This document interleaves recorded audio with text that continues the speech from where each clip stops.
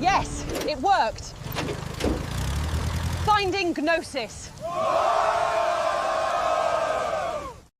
Disclaimer. This show is for discussion and entertainment purposes only. The Finding Gnosis Show is a platform for open discussion, exploration, and opinion sharing. The views expressed by hosts, guests, and participants are personal opinions and do not constitute professional, medical, legal, or financial advice. All topics discussed are only intended to spark curiosity, entertain, and encourage independent thought. If any subject interests you, we strongly advise conducting your own thorough research using reliable and professional sources. Critical thinking and due diligence is key. Stay curious, stay informed, be well, be lucky, and don't be an arsehole.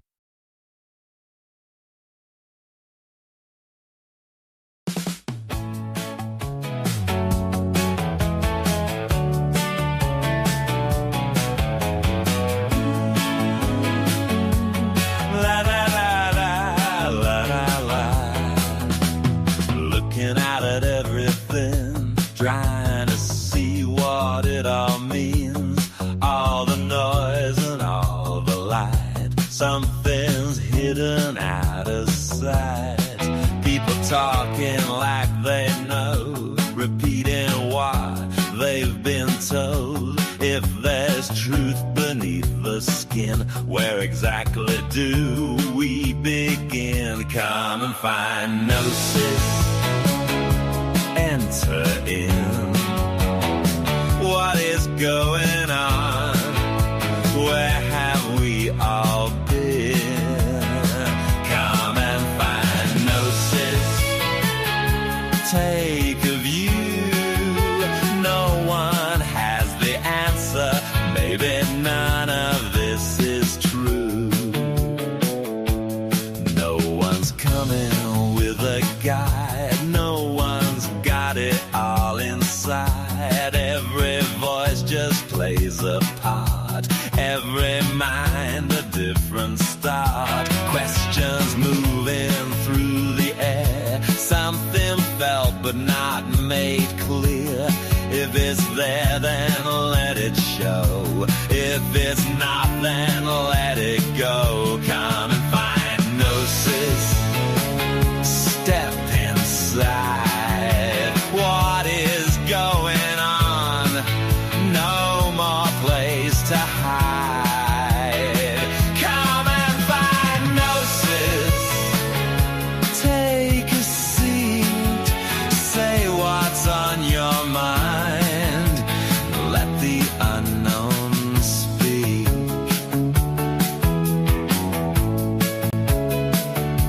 Some will say it's all been solved. Others say we're still involved, but the feeling still remains. Something missing in the frame. Not a path that's been laid down.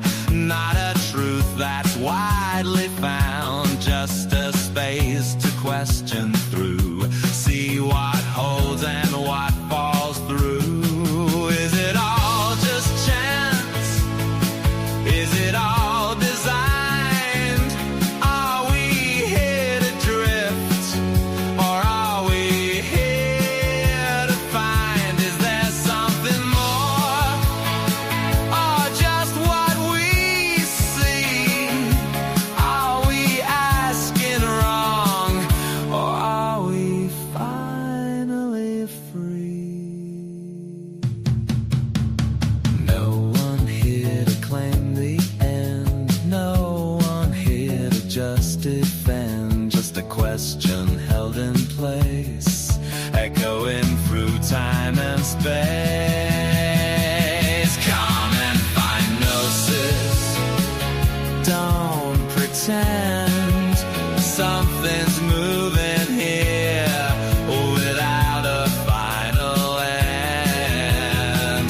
Come and find Gnosis. Look again. What is going on? Where does this begin? Come and find Gnosis. Stay aware.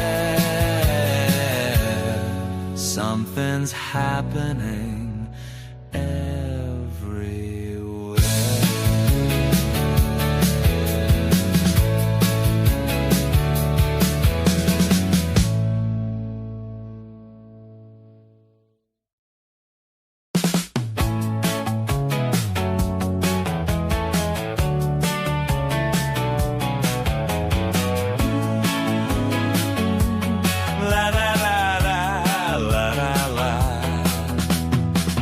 looking out at everything, trying to see what it all means.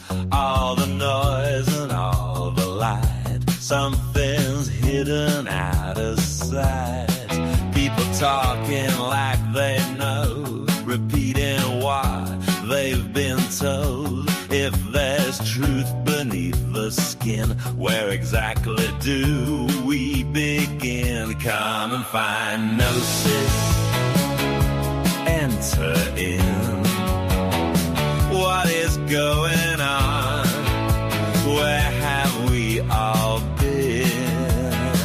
Come and find Gnosis, take a view. No one has the answer, maybe none of this is true. No one's coming with a guide, no one's got it all inside. Every voice just plays a part, every mind a different start. Questions moving through the air, something felt but not made clear. If it's there, then let it show. If it's not, then let it go. Come and find Gnosis, step inside. What is going on? No more place to hide. Come and find Gnosis, take a seat, say what's on your mind. Unknown speak.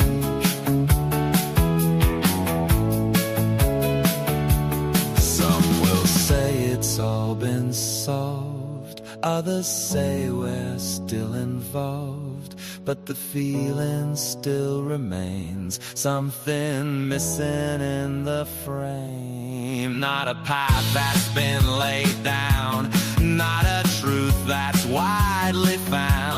Just a space to question through, see what holds and what falls through. Is it all just chance? Is it all designed? Are we here to drift, or are we here to find? Is there something more, or just what we see? Are we asking wrong, or are we finally free? No one here to claim the end, no one here to just defend. Just a question held in place, echoing through time and space. Come and find Gnosis, don't pretend something's moving here without a final end. Come and find Sorry guys, Gnosis, sorry, 1 second. look again. Sorry guys, 1 second, I'll just take it off. We have Brother Marcus backstage as well. Sorry mate. I got a knock on the door there, just was a, so I was gone for a little bit. Hello everybody, welcome to another Finding Gnosis. Not even bothered to make a topic for this one, so sorry about that. I just thought I'd come on and do a random one where we talk about whatever people want. So the link is in the chat if you want to come on. Thank you to Brother Marcus for coming on. Oh, I had to check that was you for a second. I thought I was being trolled for a second. I just saw your your avatar there, Brother Marcus. I see you've been inspired by Kenneth. So Yeah. We'll start with Brother Marcus. Brother Marcus, I suppose you've just come on in a friendly way, just to keep the show going. Do you want to say anything? You would be correct. Just Oh. hope everyone's having a good day. Good stuff. Vegan Equilibrium is here, and he is preparing some food. Oh, it looks like he's making a sandwich on the camera. What the hell is that? It's a jackfruit. Oh, okay. Yeah. Nice. I did meet Vegan Equilibrium, and he gave you, what was it? Custard apple or something? What was it? I can't hear you. Sugar apple. Oh, mate, that was good. That was good. He's a You ever connoisseur had of you ever fruit. had jackfruit pulled pork sandwiches? Yeah, we've had Um, those. yes, I have actually. Yeah, the They're strips of really jackfruit. Yeah, it's it's quite really common. good. They yeah. Yeah. Uh, yeah. He says, Brother Mark says, by the way, he finds it funny that we call me the acronym of the old channel name. Technically, it would probably make more sense to say FG, but that doesn't roll off the tongue the same way. We Yeah, call I them mean, pig for short. in actual fact, I am still D&W. Um, you know, Okay. do The not spirit. watch. Yeah, I mean, I am still D&W, but the show is fighting Gnosis. What about But AO? What happened to well, AO? AO was another alter ego that the AO is in a coffin somewhere. Yeah, he's dead and buried. But Rip. yeah, Objective Ethics is here. He says he's on his way to work, but he had to drive by and say, give the video a like, subscribe, and share it on your social media. Support D&W because D&W supports your right to be heard. That's very nice of you. Very nice of you. Nibbles says, Daddy D&W has some range going on there. Well, it was, as I said, I was singing into Suno. It's a new hobby of mine. Oh yeah, I And really like the music. it's quite fun actually.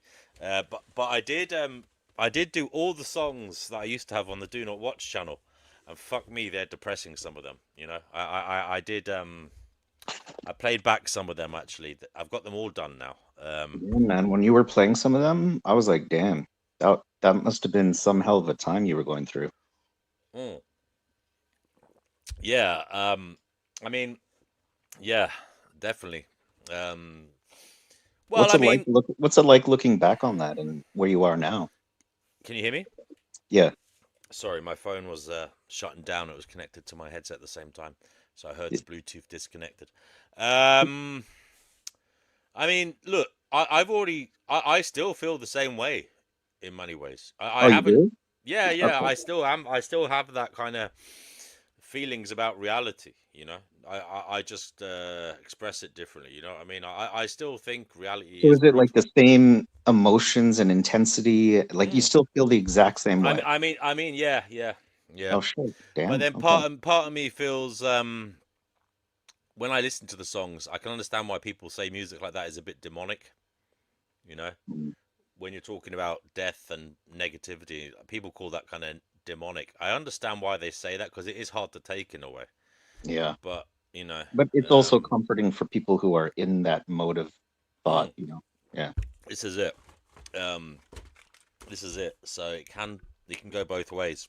We're very strange. We're very strange creatures, you know. Um, so vegan equilibrium. I'm coming up after you with the help of Suno. And Very good. so Well, I think, but what you need to do is you need to create a DistroKid account and actually release them, and then they'll be on all the streaming platforms. mm, You can actually be a legitimate artist. yeah, people are doing that. It's crazy, but they're not making that much money. I don't think. No, you don't make money from streaming, but if one of your songs ends up doing well, then it gets put on a playlist, and then you Ah, might make money from it, and also you'll get people requesting to, people want to buy merch, or they'll want to see see the song performed live in concert or something, mm. I did write one, brother Marcus. You might find funny because it was on my old D and W one, right? Do not watch account. And it's called Solipsistic Crazy Bastard. It's quite. Do you want to hear that one? If I can find it. Yeah. Yeah. Um, I thought it was quite funny. Hello to Fatima. Hi everyone, how's everyone doing? Hope everyone's having a good night, evening, day. It's evening over here. Actually, it's called Solipsistic Crazy Cunt, is what it's called. Wow. Let me try and get it 1 second. This is another one of those tunes I made for Tima. Oh, nice. Oh, yeah. Let's hear it. Is it the song? Well, it's an or old no? song I had with a ukulele, remember? And I ran it through Suno. Oh, I Oh love no, it. I've got to delete some.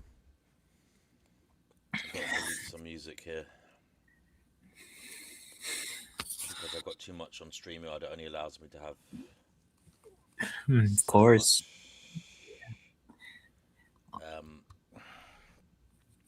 Yeah, I mean, I'm okay today. I can't complain, you know. That's good. Oh, yeah. It's Me. nice. Yeah. The weather was a little bit better. We have to stretch in the evening now because we have the hour extra. You know, the clocks went what is it, forward or something, and Yeah. Word.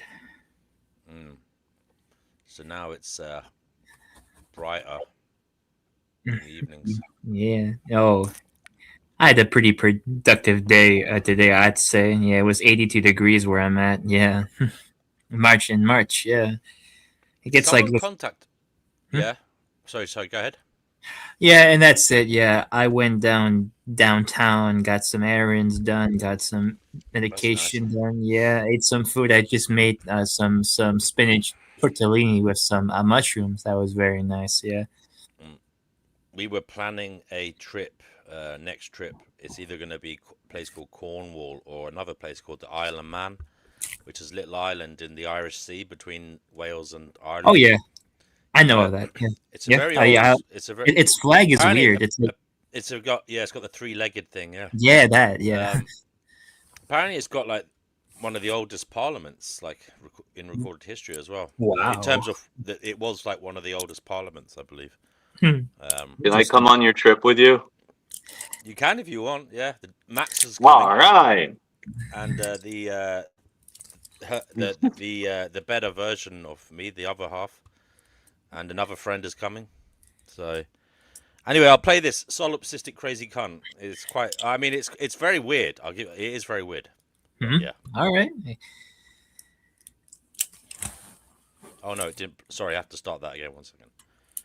I have to. By the way, anybody else wants to come on? Link is in the chat. Link is in the chat. Where do we go to? Oh no, this is the wrong one. Sorry, that's the wrong one. That was the original one. I'll have to find it. 1 second. Mhm. Oh, take your time. You know what grinds my gears? What? Well, you know, I used to work for this guy, Bobby from Boston, Bobby Is this the guy Garnett. that did the? Is this the guy that did the vintage clothing? Yeah, Yeah, you and told me that before. yeah, he was like a father figure to me, and you know, I worked for him for years. There's this like thing going around on social media, that he was like the actual inventor of Ralph Lauren brand, which is just patently false.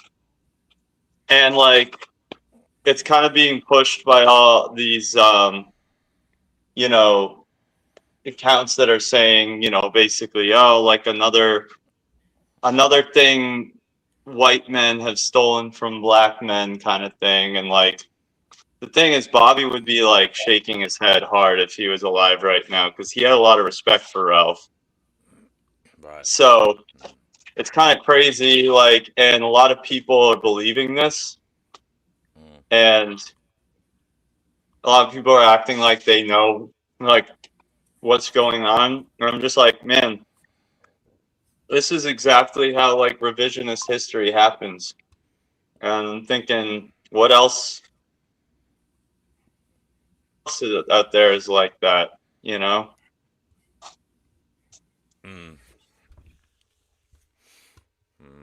Exactly. Well, yeah, history is a funny old one. Footnotes are your Because friend.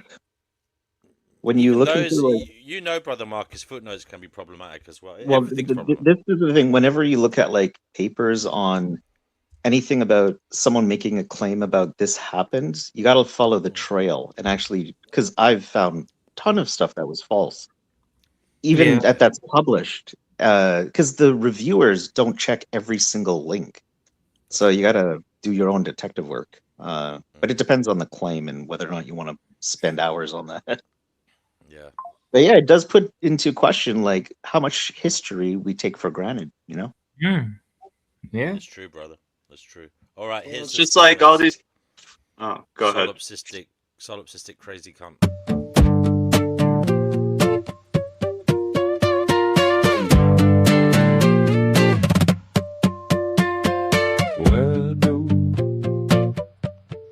Where do you go to? Where do you go to? Where do you go to? Where do you go to? Where do you go to? Where do you go to? Where do you go to? Where do you go to? Where do you go to? Where do you go to?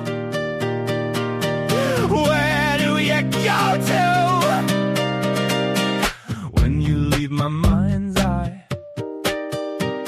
When you leave my mind's eye.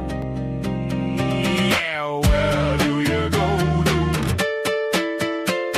Where do you go to? This is actually the wrong version. Where do you go to? Sounds good. Where do you go to?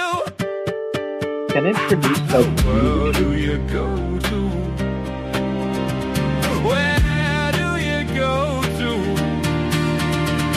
When you leave my mind's eye. Solipsistic crazy bastard.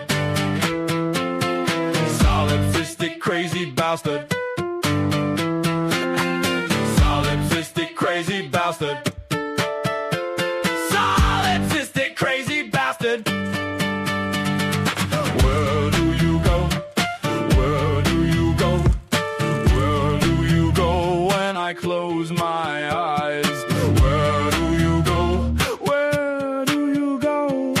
Where do you go when I stop thinking about you? Solipsistic crazy bastard. Solipsistic crazy bastard. This world is all about me. This world is all about me. This world is, but if I be the one, but if I be the one imagining everything. Why can't I imagine a better world? Why can't I imagine a better world? Why can't I imagine a better world? Because I'm a solipsistic crazy fucker living in a world where only I exist. I'm a dumb cunt. I'm a solipsistic crazy bastard, dumb cunt.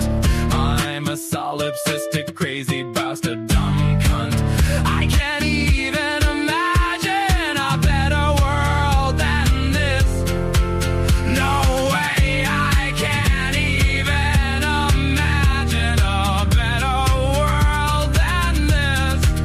I'm a solipsistic crazy bastard, dumb cunt. I'm a solipsistic bastard, crazy dumb cunt. I can't even imagine a better world than this. No way, I can't even imagine a better world than this.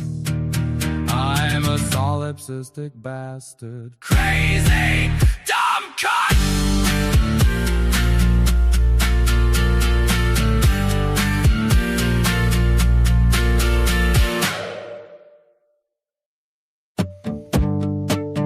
That was it. Sorry, I'll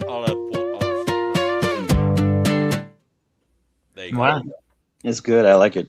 that was good. Yeah, I like that one too. I liked it a lot, actually. Can Damn, it produce? Sonos is pretty damn good. Can it produce sheet music so you could learn your learn the song that it generated from your words into music, and then so you can play it in real life?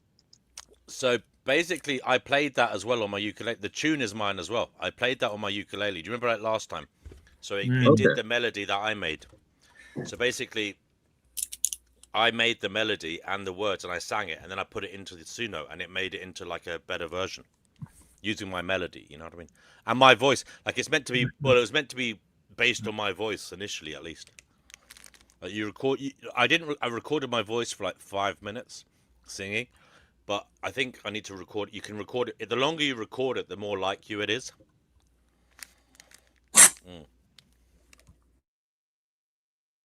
But I think it was it came out pretty good, man. I did another one.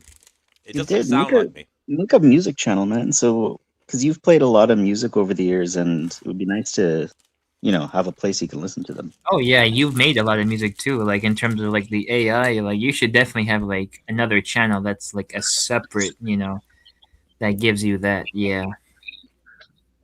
If you just do a DistroKid thing, it will automatically upload everything. It'll make your own music channel for you. Fly White Guy says he'd love to know the prompt for that one. It was me singing with a ukulele. I'll put that into it. I played it a little bit earlier. Didn't know where is it. I'll put it.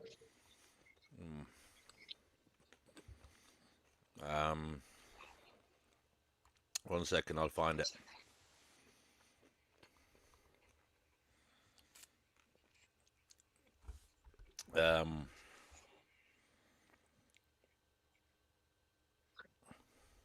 But it is pretty cool that you can do that, So I can be a songwriter now. Here was the original. Oh, sorry, 1 second. I have to turn the volume up. 1 second. The original.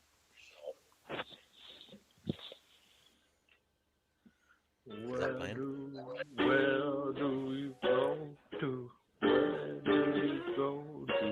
Where do we go to? Where do you go to? Where do you go to? Yeah, it's a weird song. Where do you go to? Where do you go to? So you see what I mean? So it's a weird. I don't even know what genre you would call that. Vegan equilibrium. He's not there. I would just it's in the folk genre. Hello, Kenny. Good evening. I would say folk. Okay. I just wanted to show a quick clip that I seen on X that made me laugh, and then I've got to go to my bed because I'm up for work in the morning. Okay. Go for it. Is that all right? Yeah. Depends. Well, I mean, yeah. What is it? Tell us what it is. It's the No Kings protest in America, which is hilarious. Okay. Go on then. Right, okay. So, share screen. Let me know when you've got it on your screen. Yeah, it's there. Do you want me to just press share now? Yeah. Go on. No King's Day! No freaking king! No King from the USA! No King's Day! Woo! Yeah.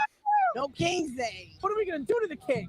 We're gonna shut him down. How are we gonna shut him down? Impeachment. If there's impeachment, that means there's a Congress and Donald Trump can't be a king. Right. Right. Why is Donald Trump a king? Because he's nuts. He smells funny. For real? Is that a question? Because he has repeatedly overused his He's trying to abuse this world and try to make this place all about him. Why are you asking me this? You know the answer. What's the answer? You know it. What is it? You know the answer. So many people showed up. Imagine if they showed up like this for Kamala. People showed up for Kamala. Did that go the way you thought it was going to go? Nope. What is one action that Donald Trump took that is impossible to do under the Constitution, but he did it anyway? I can't name specific laws. I'm sorry. I lost a lot of thought on that. You're a reporter, so why don't you do your homework? Don't ask me. Went to war. Legally, he could do that. You can?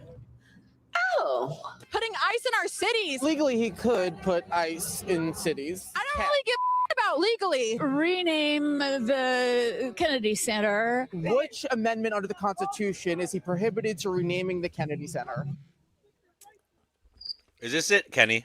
Refer you to the New York Times 2 days ago. They had a list of 30 items. And you read it? I read it, absolutely. So what is one thing from that list? One thing from that list is I'm blanking. I did not fully read it. I've got it. I've read excerpts. He's trying to run again. If he's trying to run again, why'd he leave office the first time? Because he got voted out. So why won't he leave office now when he's term limited? Because he's a fascist, that's why. Did But he you left- not hear what I said? But he left He's a the first. fascist. Are you affirming that you think President Trump is a fascist? I've spoken about. That's okay, you can just say Okay. What's going to happen in the midterms? This is what's going to happen in the Wait, midterm. but I thought Donald Trump was a king, so there wouldn't be any elections. Don't be so cavalier about that. You're taking this as a joke. It's not. This is serious. you. I don't think you know how serious it is. Surely you can't be serious. I am serious. And don't call me Shirley. If he was acting like a king, he'd probably try to jail his political opponents. Of course he has. Oh my God, wait. I think Joe Biden might be a king.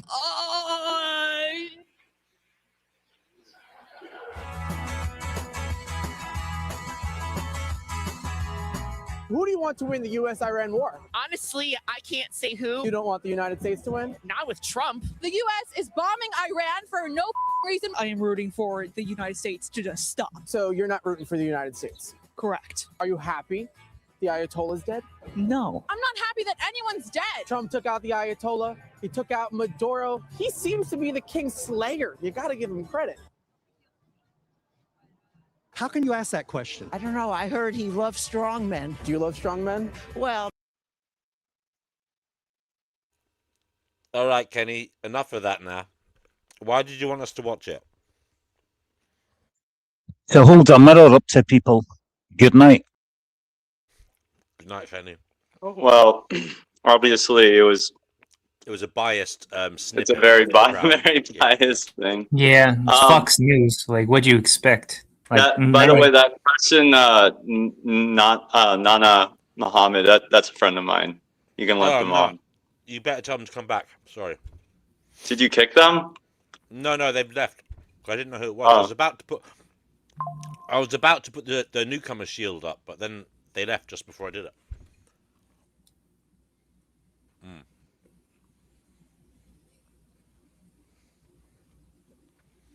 Yeah.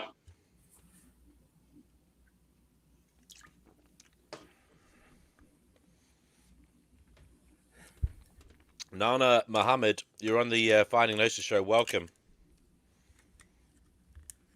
You have to unmute yourself, Nana. Nana, you're muted. Nana. You're muted. You have to unmute yourself. Oh, well. Nana will figure it out, I'm sure. Divine Hazel says, full moon in Libra tomorrow, the first day of 2026. Yeah, that's right. Divine Hazel does not thinks that... Is it April the 1st? Is that when you think it begins, Divine? For her, that's when the year begins. That's what she says. Hello to Chickpea.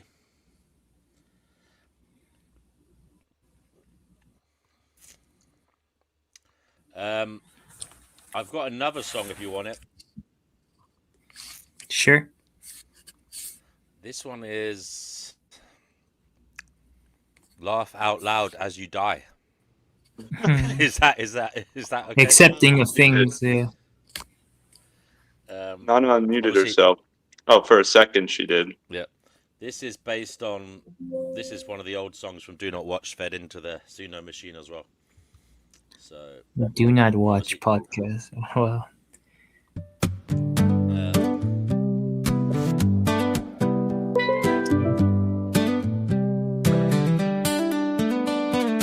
Don't die with dignity, do what you want.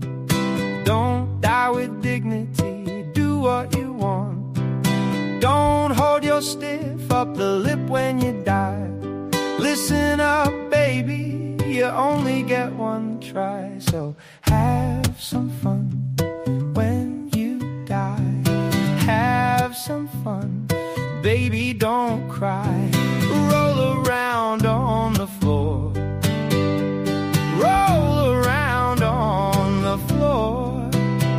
Smile as you die. Smile as you die. Laugh out loud.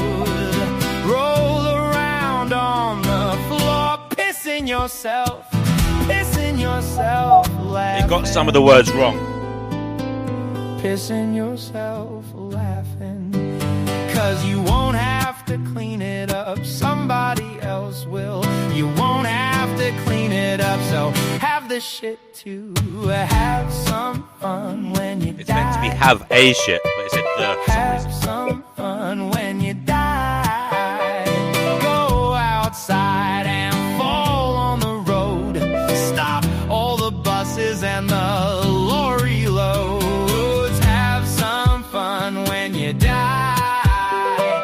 Have some fun when you die.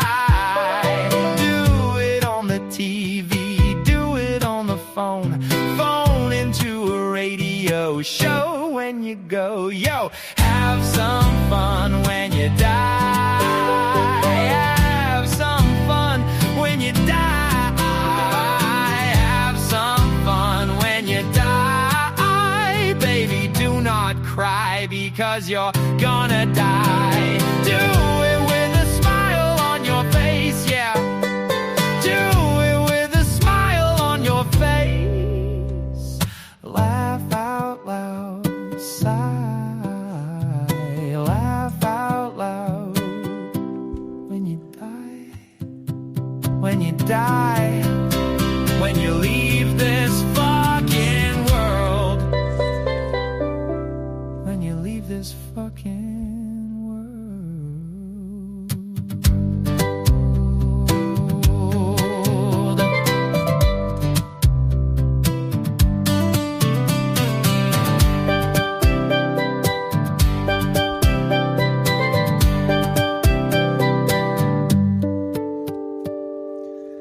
So it mispronounced and it got wrong a few words there, but I don't know if you noticed, but yeah, that was that one. That was Nah, it's my favorite one so far.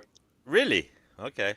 That one I Um, did originally. I made that one with the ukulele back in the day because there was this picture going around on the internet of an Italian nun that died right in her bed, and they took a picture of her just after she died, and she was smiling and she looked really beautiful. She was like a young woman, like she was, I don't know, maybe she was in her 30s or something, but she was smiling like an angel, and that's what inspired that, because she was actually really happy to die, because for her it was a good thing, because she was going to see our Lord, as you know, that's what she. So, you know, in a way, maybe there's something to the whole pious lifestyle thing, because then you don't have to, especially if you're brought into it from a really young age, like you don't have to live with that guilt on your deathbed. No. And interestingly, I mean, I've heard some people praying for a nice death. Some Muslims pray to have a nice death. It's quite common in there. It's quite common in their. I was raised a Catholic. We never did that. But Really? literally, in a lot of Muslims pray like nearly every day to have a nice death. Like when it comes. A merciful We have death. we have a Muslim on the panel. We can ask her. Is she Nana, still a Muslim? actually, she can tell you. Yeah, I'm a Muslim. Yes, Hello, I can. Nana. Hi, nice to meet you. Hello, Nana. Welcome. Nana, am I right that a lot of Muslims pray to have a nice, peaceful death or a merciful death? Yes, I will And tell it's you. a common prayer you do, right?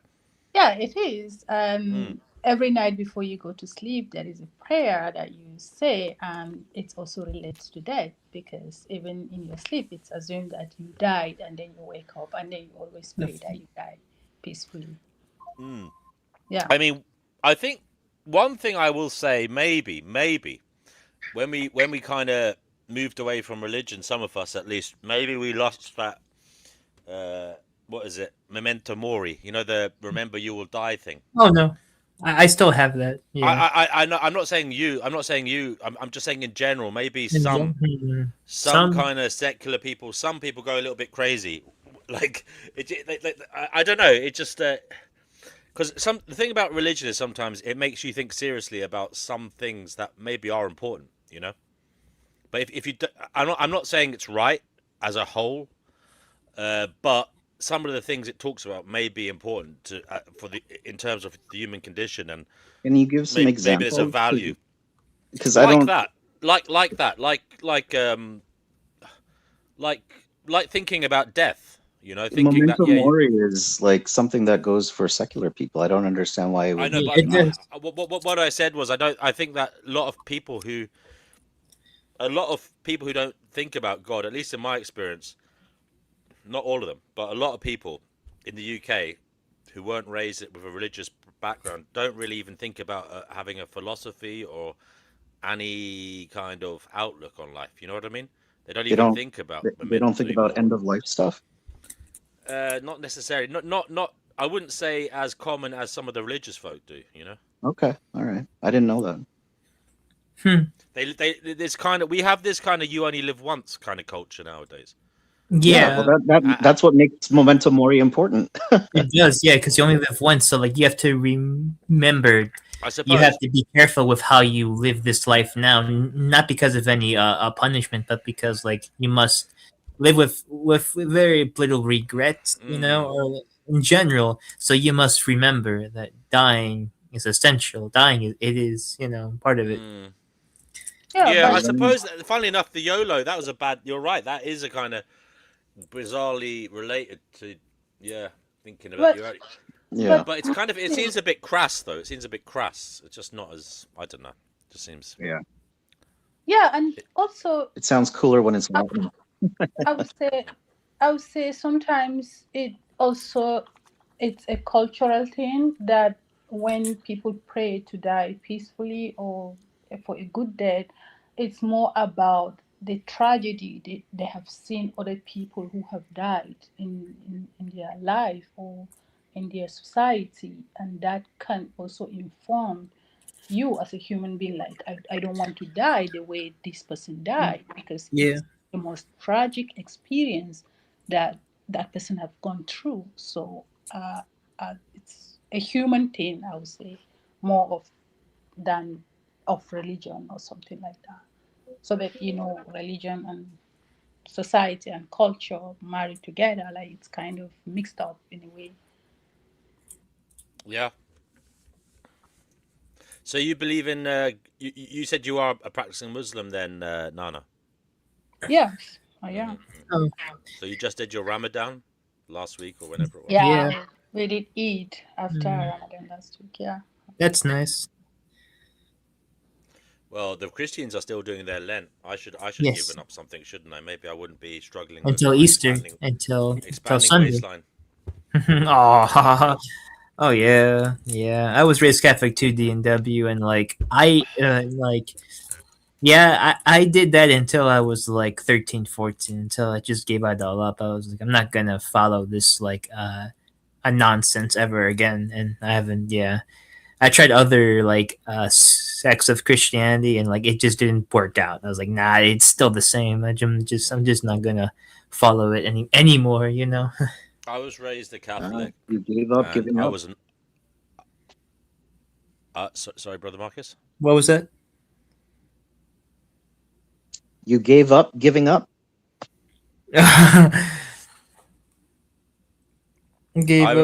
remember I told a bloke to stop doing something once. I said, please just give it up, and he said, giving up is for quitters. And I remember I was actually talking to him about crime. I was telling him to go straight, and then he said to me, no, giving up is for quitters. Yeah, there you go. I used to know a Wait, bank what was the robber, topic? I used to know a bank robber, but he's no longer a bank robber. He went to prison for it. I met him Wow. years after. I met him years after. Like it was years later after he left prison that I met him. You know, but he was a bank robber, but he was still So involved in that's what he petty was crime talking here and about? there. Okay. He was still involved in petty crime, and I remember telling him, just stop doing it. It's pointless. It's going to get you in more shit. And he said, I said, just give it up. And he said, no, giving up is for quitters. I'm not a quitter. So there you go. I don't know why I just told you that. Wow. But I think he there was you just go. trying to be funny, but He was. yeah. It was funny. You know, he wasn't. By the way, he wasn't a mastermind criminal or anything. He's just a petty kind of probably doing the odd bit of dealing, something. You know, maybe. I don't know. It wasn't my concern. Long time ago now. Haven't seen him Long in time about, ago. Yeah, 10 that's years. good. Yeah. Do I know anyone like that? No, I don't know. Well, I guess like when I was in like that hospital, I knew one kid that was like a known like drug dealer. Yeah, a lot of them were like that in the hospital. Yeah, and he says, yeah, he was selling like crystal rocks, if you know what I mean, right? And like Yeah, the high yeah. school, he was like 17, and he like told me how he got into it, and it's the usual generational trauma stuff. You know, his father was doing it, and so was his dad, and such and such. Yeah, so I feel bad for people still stuck in those like generational trauma loops. It seems as though they don't get out of it. Unfortunately, it's very I think few. you're I've been. right. I mean, my friend, for example, was somebody who was born because of rape. That same guy. He was born Wow. because his mum was raped when she was a teenager Oh damn. by a Italian sailor who just popped into London and shagged a 13-year-old Irish girl. Wow. What the fuck? Wow. Well, I say shagged, raped, obviously. Oh wow. Um, Unbelievable. yeah, and he came from that, and then he ended up in care. But he was a very tough dude, man. And this is it. Sometimes people make it out of that thing okay, but he was one of those. He was one of those people. He wasn't a bad guy in his heart, you know. Yeah. Life is very complicated.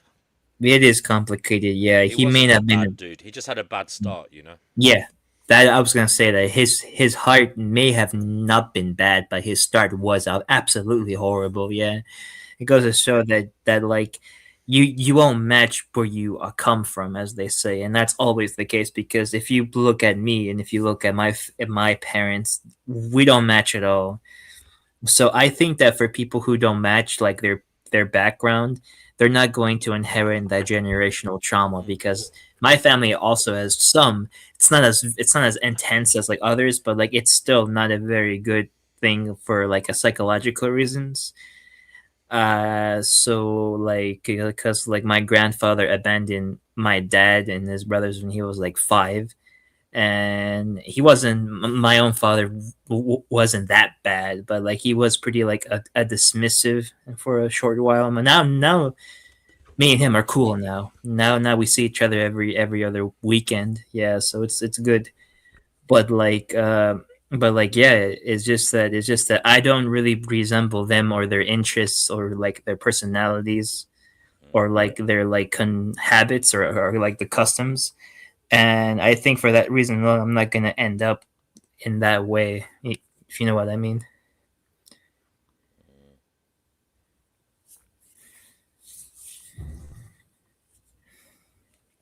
Because Life, eh? man, yeah.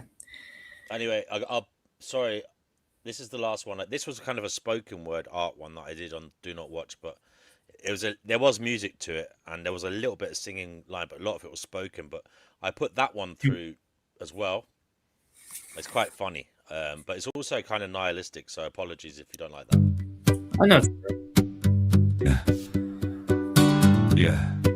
I mean, do you ever like take a look around at all the people around you and just look at their faces and their expressions and, you know, the way they're walking and where they're going and what they're doing, and just think, you know, to yourself, deep shit, we're all in deep shit. Deep shit, we're all in deep shit. Deep shit. Deep shit. Deep shit. Sometimes you might be, you know, walking around on a sunny day, but you're walking around, you're traipsing along a very, very thin layer of hardened shit, hardened excrement. It's a very thin layer on top of a never-ending hole. A never-ending hole of deep shit. Deep shit. And you know, it's inevitable one day cracks are gonna appear in that crust, and, well, the truth is, you're gonna fall into the deep shit. Deep shit. Deep shit, yeah. Deep shit. Deep shit.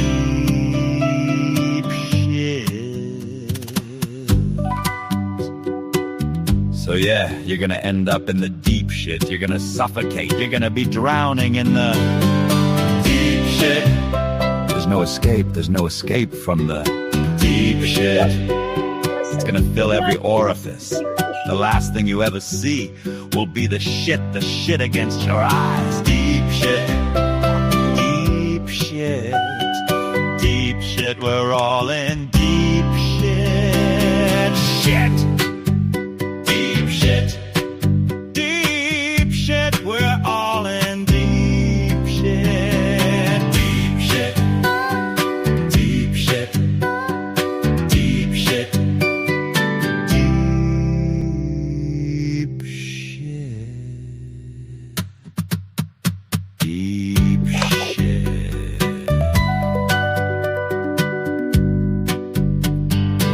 Deep shit. Deep shit. Sorry, Divine, I you didn't like like that it. one a lot.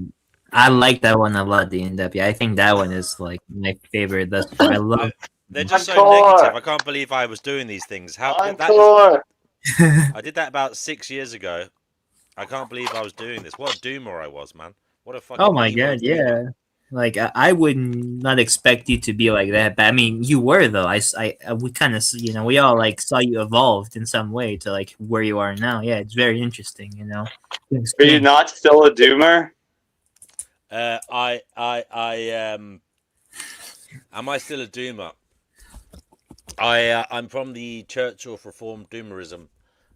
No, I am somebody who is a depressive realist. I think that's just it. I don't know whether you call that a doomer. Oh, depressive realism. Yeah, that's true. Yeah, I think that's kind of just. I don't know what a doomer is exactly. I mean, I just think we're in deep shit. that's kind of what I think. I mean, we're in deep shit. You know, it doesn't mean we don't have to try and get out of it or try and make everything okay. I'm not nihilistic. I think we have. What do you mean nihilistic? What do you mean? Are you using that word correctly? Yeah, are you? Because like I'm sure that I in my opinion, I think that nihilism can be a good thing. Like it can nihilism is just means you don't believe in objective morality. Yeah, sorry, you're right. I suppose I wasn't using it correctly. You mean pessimistic? No, I am pessimistic. But But generally, people, when they say nihilistic, they actually mean pessimistic. Yeah, I suppose. I thought they were. Sorry, go ahead. I thought there was many types of nihilism. Like there was existential, there's like moral, existential nihilism. That's what I kind of meant. Metaphysical. Oh, yeah. I think everyone here. Lack of meaning, lack of Yeah, meaning, exactly. kind of. That's what I meant. I think by that definition, everyone here is an existential but nihilist. I'm not actually. I do think that like it is. I do believe that the deep shit we're in, kind of, the meaning is to try and make it okay. You know, I do kind of understand that perspective, and that does resonate with me. Yeah, like we're in such deep and shit, suffering. like in reality, that we have to try and clean it up a bit and make it okay for life. You know. All right, yeah, that's noble. I don't see anything wrong with it. I think it's kind of imposed on us by like the conditions of reality, you know. Imposed, like you mean that like it's like inherent in us, or like because imposed means like it's like there from the start. Yeah, it is. Existence forces it upon us, you know. That's what I think. Like, To try reform it. Interesting. Chickpea. Hello, how you doing? I'm fine, thank you. Sorry if you didn't like that. Divine was complaining about my songwriting back in the day. Well, I didn't ever heard it. You know, I haven't been coming. Oh, you know what? D&W's always saying I'm haunting him. I've only been haunting him for a year. I wasn't around when you were doing all this. I wasn't even here. D&W. AKA Grumps. Does D Prophet want to come on? Can I ask? You can't listen to the truth or prophet for 5 years and not turn vital. Sorry, go ahead. Yeah. By the way, guys, it's been an immense emotional rollercoaster. D Prophet has been with us that long, maybe more. You know, he's been with us since about 2020. Can you believe it? I remember when he came here on the Do Not Watch live streams on a Sunday. He used to be a regular, battling with the likes of Danny Shine. Was Danny been coming here for 5 years? Yeah. I think that's probably when we started the streams here, maybe about 2020, around then. Oh. Wow, wow. Can I ask Nana a question, please? Maybe 2021, I don't know. Can I ask Nana a question? Good luck with your move, D Prophet. Yes, you can ask Nana a question. Be careful, though, she is new here. But can I ask about the 70 virgins, or is that not allowed? Nana? Well, you can if you want, but she doesn't have to answer it. No, I'm just Nana. Yeah. You're a female, and I'm very curious on the female perspective on this thing of the 70 virgins. You know, Muslims believe that if they are good on this planet, they get to go somewhere where they can have sex with 70 virgins. I worry about those virgins, I have to say. What's your take on it? I would say I will ask you if you kind of want to know more about it, either like to study about it, to understand that from your perspective and the details to which this information comes. Sorry? Well, I have you heard male. but you haven't read about it, right? No, but I've had discussions. I know quite a few Muslim men, and I've had quite a few discussions over this. I find it very interesting. Okay. I just find it very interesting that I see it from the perspective of the virgins. And I would not like it very much if some deity put me in a room with 69 other women and said to me, you're going to have sex with that one man because he's done good. Now, I haven't read the Quran, but I know that this concept does exist. Yeah, as you said, you're here. Does exist, and there is also so much context to the concepts and also the teachings. So, well, it's more about, as a Muslim, I will say I'm not. I can't give you a response to this. I will ask you to study about it more and understand that yourself, because it's too much a broad conversation for me to answer. And this, sorry. Yeah. The belief in the 70 or often 72 virgins or houris as a reward for martyrs in paradise exists in some Islamic literature. Although Yeah, but interpretation. Chickpea, No, I'm just Chickpea, very, I'm just saying, I'm very curious. That's That all. I'm is not not very the, much. that is not the basis of Islam. I will tell you Right. that. So yeah. Okay, fair enough. I'm Chickpea, just asking. I'm gonna just do. I'm just gonna give my perspective on it. If you believe in the God of the Abrahamic religions, But I don't, you know that. yeah, I'm just saying that they believe God is all knowing. God had a divine Yes, I plan. know. Yes, I God know. caused everything to be. So in actual fact, there isn't free will anyway. I know that's what you're thinking about, the free will side of it. So Yeah, in I'm thinking actual about the fact, free God will would of have this religion. God's divine plan would have been to create women who wanted to do it. You know what I mean? All right. Okay. So Fair enough. like all of us, it's kind of bizarre. It doesn't make any sense, but ultimately, it would have been God's choosing that these women wanted to do that. That was what made them happy. So equally, if it made a man happy to do it, it would equally be making the woman happy as well. I mean, I can see that. Last But time, I think it's BS. By the way, I don't think it's true. I don't think yeah, it's going to happen. But I'm just saying.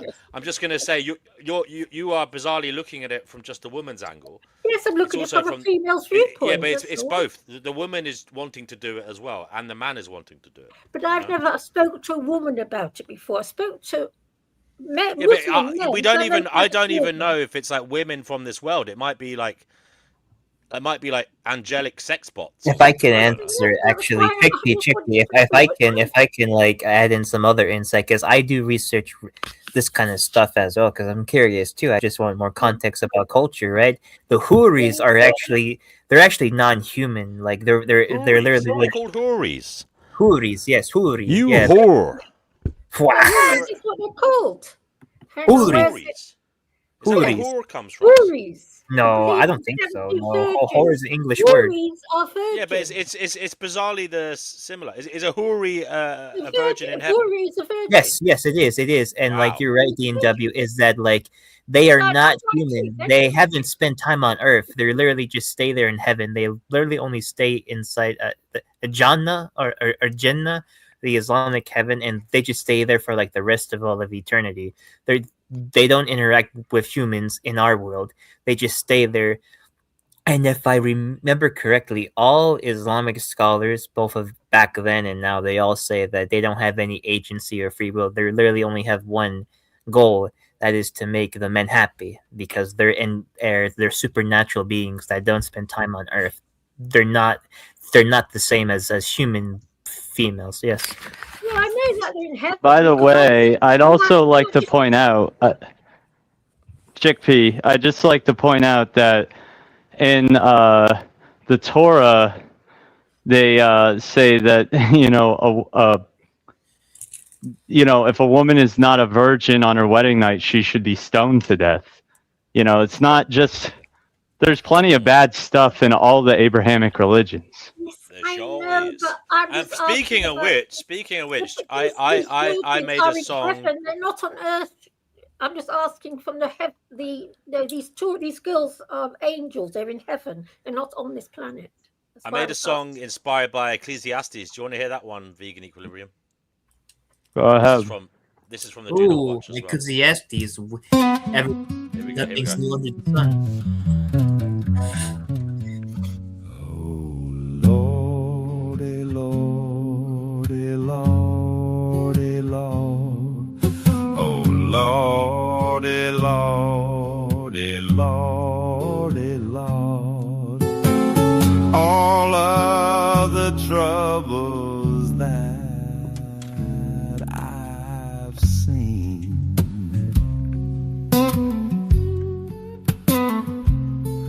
Oh, Lordy, Lordy, Lordy, Lord. Better never to have been. Oh, Lordy, Lordy, Lordy, Lord.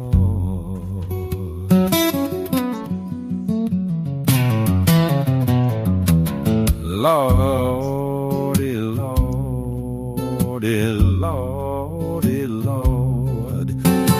Better never to have been dust to dust, that's what we'll become. Dust to dust, from dust to dust. It should be said, it's better never to see the sun in the sky and the clouds up above. Lucky are those who never were born. Oh Lordy, Lordy, Lordy, Lord. Oh Lordy, Lordy, Lordy, Lord. All the troubles I've seen.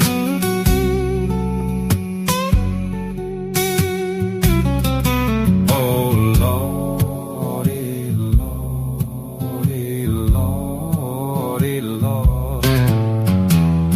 Better never to have been. All the troubles I've seen. Oh Lordy, Lordy, Lordy, Lord. From dust to dust, from dust to dust.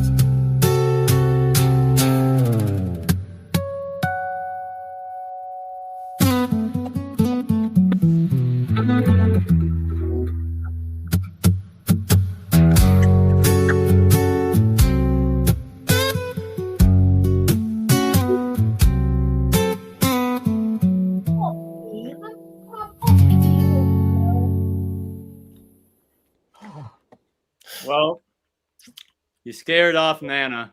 I did. I'm sorry, Nana. Yeah, I wanted to talk to her. Sorry about that. She can come back if she wants, but that probably did scare her back. That was a bit intense Yes, it was just for a a bit. first time. Kigaduma, we are screaming about whatever you feel tempted to scream about. Do come on and tell us what is going on in the world of global heating. Have you been watching Gramps? Have you been watching what's his name? That guy, I've forgotten his name now. He's saying that we're going to get food shortages soon. Who was that dude? Was he the Professor Yang? Yang? Is that what he said? You talk to me. Yeah, you, Chickpea. What's up? Oh no, I'm talking about Andrew. I'll go and look him up. I've forgotten. No, that guy, Neil McCoy. Neil. Oh, I have no idea who that is. Interesting name. Neil McCoy. Hold on. The real McCoy, Neil McCoy. Sorry, Whoopsie day. I'll find out. I'll go and have a look. Yeah. Yeah, he's saying some interesting, but he's quite well sort of read and very well clever guy, I should imagine. And he's talking about food shortages coming because I must admit I'm stocking up on cat food at the moment. Oh, that's good. That's good. You have to always have the cats in priority. Yes, Yeah, always have the absolutely. cats in priority. I have to make sure my cats are fed because I'm worried about it because it's all this stuff going on. It's very worrying. Where's he gone? Oh, sorry about this. Oh, dear me. So, aren't you worried about the food shortages, Grumpy Cat?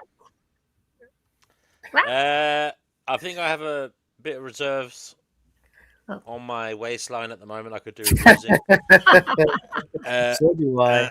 And So also, I think I have enough food in the parlor. I have a fair few. All I've right. some food in. Nana might come back, but I think you guys should engage her a little bit more. Sorry, Nana. So you're not going to stock up on dates then? Ha ha. They're so fattening. I don't know. Yeah.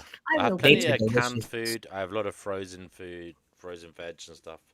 Frozen protein, the vegan protein chunks. I have lots of that. Yeah, I've got loads I of have that. the Yes. dried soya chunks as well. I have lots of them. They're easy. Yeah. They're easy to cook. Just chickpeas. Yeah, I I use- have lots of chickpeas. Yeah, I've Lots got of lots rice. of protein powder. Yeah, Oh, yeah, that's a good one. yeah. 'Cause Cougar Doomer says the UK is going to have supplier problems with fuel, food, and Oh, well, weather that's it. That's what this problems guy's as well. saying. I'm still looking for this American guy Thank you for saying that it. beam of joy, Cougar, as usual. Well, it's nice to know, isn't it? Yeah. Well, just to be forewarned, just in case. I want him to come on and tell us exactly. Yeah, Cougar Doomer. Come on, buddy. You know, by the way, I watched his channel the other day, Cougar Doomer. His missus was on. She's really cool as well, actually. Oh, So wow. you should, yeah. She does go on there and gives talks as well. Buenissimo. I'm Yeah, talking sweet about channel. Neil Cougar McCoy Doomer. Ward. Gramps. Sorry? Do you ever watch Neil McCoy Ward? Neil McCoy No. Ward. Okay. Ward. Neil McCoy Ward. Yeah. All right. Never in my He's life. economist. Oh yeah. Unless I Economist. watched Oh, him about okay. 9. Okay. Banker. He's an economist banker sort of person. He does a lot about investment and stuff. Not that I. Yeah. He says that he's been doing some research and there's going to be food shortages in the coming months. Wow. Yes. I believe it. No, Don't I worry, believe Peter, that. if the worst comes to worst, I'll always feed you to my cats. You don't need to worry. You won't suffer needlessly. Oh. Yeah. I mean, I think it's the way that he would want to. I think that's like one of the nicer ways anyone can go. Well, you're feeding, the cats. That's good. Yeah, cat You're- food. Yeah. Sorry. I can't imagine a better fate than that. Honestly. Yeah, exactly. Yeah. Have you heard the conspiracies about the ballroom, the White House ballroom? Like they're building Yeah. Oh, yeah. underground doomsday survival bunker. Yeah. Oh yeah, that's already There's a lot of those already in the States. There's a lot of those already in the States, guys, because of the Cold War. People thought that like any time now, like World War III with atomic bombs are gonna start. So they still have a lot of those underground bunkers underneath a lot of things. A lot of So yeah, it sounds. They're everywhere. Yeah, they are Fatima, everywhere. Have you seen what they got in Switzerland? They got them right inside the mountains. Oh yeah, they do. It's for like a atomic fallout in case that happens. That's only for. They really have got some good stuff there. Nana is back. Hello, Hi. Nana. Good to have you Hi, back. Nana. I do want to bring attention to the fact that she is a award-winning documentary producer. Oh my and goodness you guys me. should go watch her documentary. What's the name of them? I'm curious now. Nana, you want to tell them about it? But it's called Margaret. It's a short film I made about a young girl who was trafficked by her uncle. Her name is Margaret, and it's kind of tragic, and sometimes it's really traumatic stuff, but it's a story of this 9-year-old girl who was actually killed and burned to death by her madam. So I track her parents who live in a different states, and like kind of understood why a 9-year-old girl was taken to a different city that is like 12 to 14 hours journeying by bus. But I realized it was a cultural thing where a mother doesn't have the right to speak about their first daughter or first son. So the family of the husband have the right to decide whatever that will happen to this child. So that was what the story is about, and it's about 16 minutes short story that I follow the journey of Deborah, Margaret's mom, to Jos, where her daughter was killed. Wow. Wow. Where can we watch that? Yeah, do you have a link that you can send it in like the chats or yeah? Yeah, Nana, put a link to it in the private chat on StreamYard, or actually you can put it also in the YouTube chat. Okay. Or if you send it to me, I can do that. Either way. Oh, I'm curious. Let's see. I can share it with you because I'm trying to Like I'm new here, I don't understand how this works. I'm trying to figure out. You caught my interest.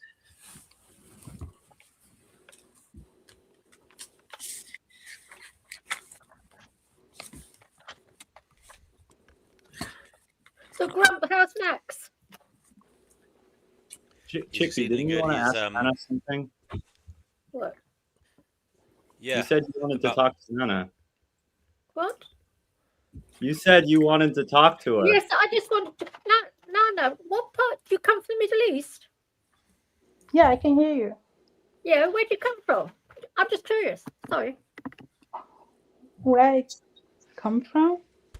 Oh, I come from Holland. I always ask people where they come from because I've lived in the Middle East. So I'm always curious when I meet somebody. I'm from northern Nigeria. Oh, right. Okay. Yeah, I've lived in Bahrain and Aden. So I'm always interested when I meet a Muslim where they've come from because I've lived in the countries. So just curious. This I lived in is the a Middle East for documentary 20 called years. Stolen Daughters. Stolen Daughters. Okay. That's the name of the documentary, yeah? Margaret. No, Margaret is the title of the documentary. Oh, okay, I sorry. personally produced, but I worked on Stolen Daughters. This is a documentary for the HBO and the BBC in 2018. Yeah, so she did work on that. Why'd you laugh at that? Where 270 schoolgirls were kidnapped, the Chibok schoolgirls. It happened in Is this the Boko Haram girls? The Boko Haram stole. I didn't laugh, Brother Marcus. I don't know. Someone laughed. It wasn't me. No, that was me. I didn't know what you were referring to. Okay. So, what was Nana? Was that about the time the Boko Haram kidnapped like 200 girls from a school? Yeah, I worked on that documentary for the Wow. HBO in 2018. But the short film Nick was talking about, it's Margaret. It's a different production. So, Grumps, I asked, how's Max? He's good. He's good. But this documentary, you have to be a member of Vimeo. Join Vimeo to watch. Is it? Can you watch it anywhere else? I watched it without being a member. Yeah, me too. I'm doing it right now. How? I don't know. Do you want to put it up on the screen here? It's like 15 minutes, right? Or is it half an hour? I don't want to get copyright strike. Oh It's shit, paid. that's right. Yeah. In the UK, you got to pay to watch it. It says here. Damn. What was I gonna say? Nana, why don't you put it on like? Is it? Do you own the rights to it? Yes. Why don't you put it on like Amazon Prime as well, and like a few other places? Yeah, I would do that. It happens. When I finished the production, I had like a lot to do going on, school and all that stuff. I didn't have the time to put that through, but I will. Cool. By the way, I don't know where Brother Marcus went. I hope he can come back. He dropped out. Hello to Untrackable. He says all the love to this channel. Good to see you here. Nana, the poor girls that got taken by Boko Haram, I heard some of them ended up as basically sex slaves. Yeah. What happened to those poor girls? What do you remember? What year it was? Because I remember it being in the news. It was an astounding, terrible thing. It was in April of 2024. April 2024. And do you know what happened to all those girls? What happened to them all? Well, some of them are still in captivity. About more than 100 of them are still in captivity because about 100 and plus were negotiated to be released. Some escaped later on. Some escaped just last year after 9 to 10 years in captivity. So yeah, some are and still. what is their life like? What is happening to them since then? It's been like 2-3 years. What's happening to them? They are back to the community. Some of them have gotten married to their boyfriends who they were dating before getting kidnapped. No, I'm talking about the ones that are still in captivity. What is happening? Well, to them? we don't know. We don't know. We know they are married or they have kids, but we don't know exactly what is happening because their parents are still waiting. Everyone is still waiting. Okay, brother Marcus, he says he's in the audience for now. Okay, buddy. Well, hopefully you can come back on in a bit. Yeah, it's bloody awful. Was that so that was Boko Haram? They're like a kind of Boko terrorist Haram. organization, like out the Nigerian kind of version of Al Qaeda or something, right? Yes. Yeah, Yeah. something like that. Yeah, that's. I mean, I don't really know too much about it, but I do know. Yeah, Nigeria. There's a lot of shit goes on there, unfortunately, between like the Christians and the Muslims, between the south and the north, right? That is the simplest interpretation by like the Yeah, people it's from the outside, but when you are in Nigeria, you know it is a general insecurity. It's a failed state, I would say, in terms of security, but it's being simplified as a religious crisis. But everyone get killed, people get kidnapped every day. So yeah. But Boko Haram is trying to make it into a Muslim state all the same, right? Well, just like ISIS, Al Qaeda, and the rest, that is the ideology. But Do you think they're being More funded Muslims from? are being killed. So I wonder who they are making that for. I see. So they're probably trying to implement Sharia law, and they're punishing Muslims, are they? In those areas. They punish everyone, especially where it is happening is majority Muslims. So you can imagine who are getting killed more. Well, not good. I hope that Not they good find at all. I hope they find a peaceful way forward in Nigeria. Sounds brutal. What's going to help there, Nana? Does it? I mean, is Nigeria? Do you think going to be split up, or does it? What? How is it? What's the? Because it's a huge country. The population is absolutely massive, and I heard like it's going to basically. They reckon it's going to get to like 250,000 or something in like 30 years or 40 years or something. It's going to be absolutely because at the moment, what is it? About 120 million or something? Well, yes, but I think what is going to help it actually when what actually made it more is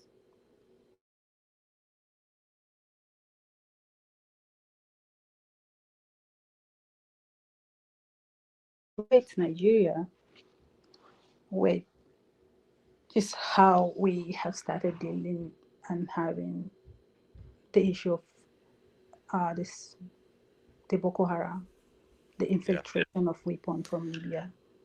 Do you think there's some kind of outside forces meddling in Nigerian affairs, maybe trying to cause the trouble, trying to like fund Boko Haram, for example? Largely, yes. Largely, You think yes. you think so? Yeah. Yeah, Yeah. I don't think so. There are evidence that towards that as well, not just thinking, but yeah. Okay, where's the best place to find information on what's going on in Nigeria, would you say, for others if they want to look at it? I would say the mainstream media is doing, but sometimes, you have to also do your own research. There is a book, but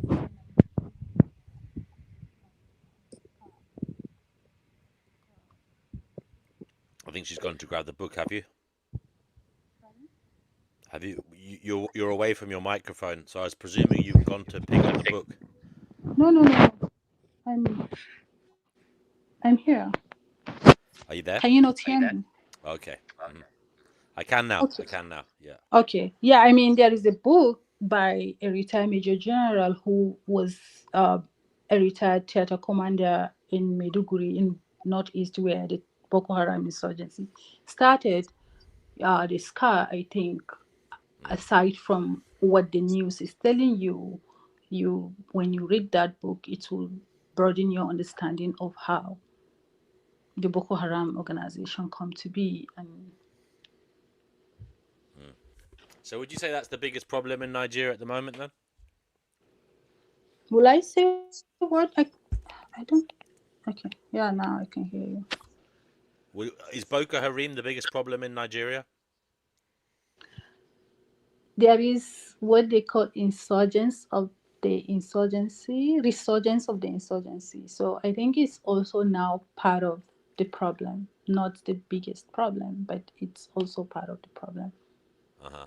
Uh-huh. Yeah. And do you know anything about how, because they talk about global heating, climate change, some people are skeptical of it, but you hear things like Nigeria, it doesn't look good for Nigeria in terms of access to drinking water and such. I mean, are you aware of any of that, the situation in those terms? Yes, climate change also affects Nigeria a lot because part of Uh-huh. the northern state where I came from is largely the desert part. So there is this struggle and the,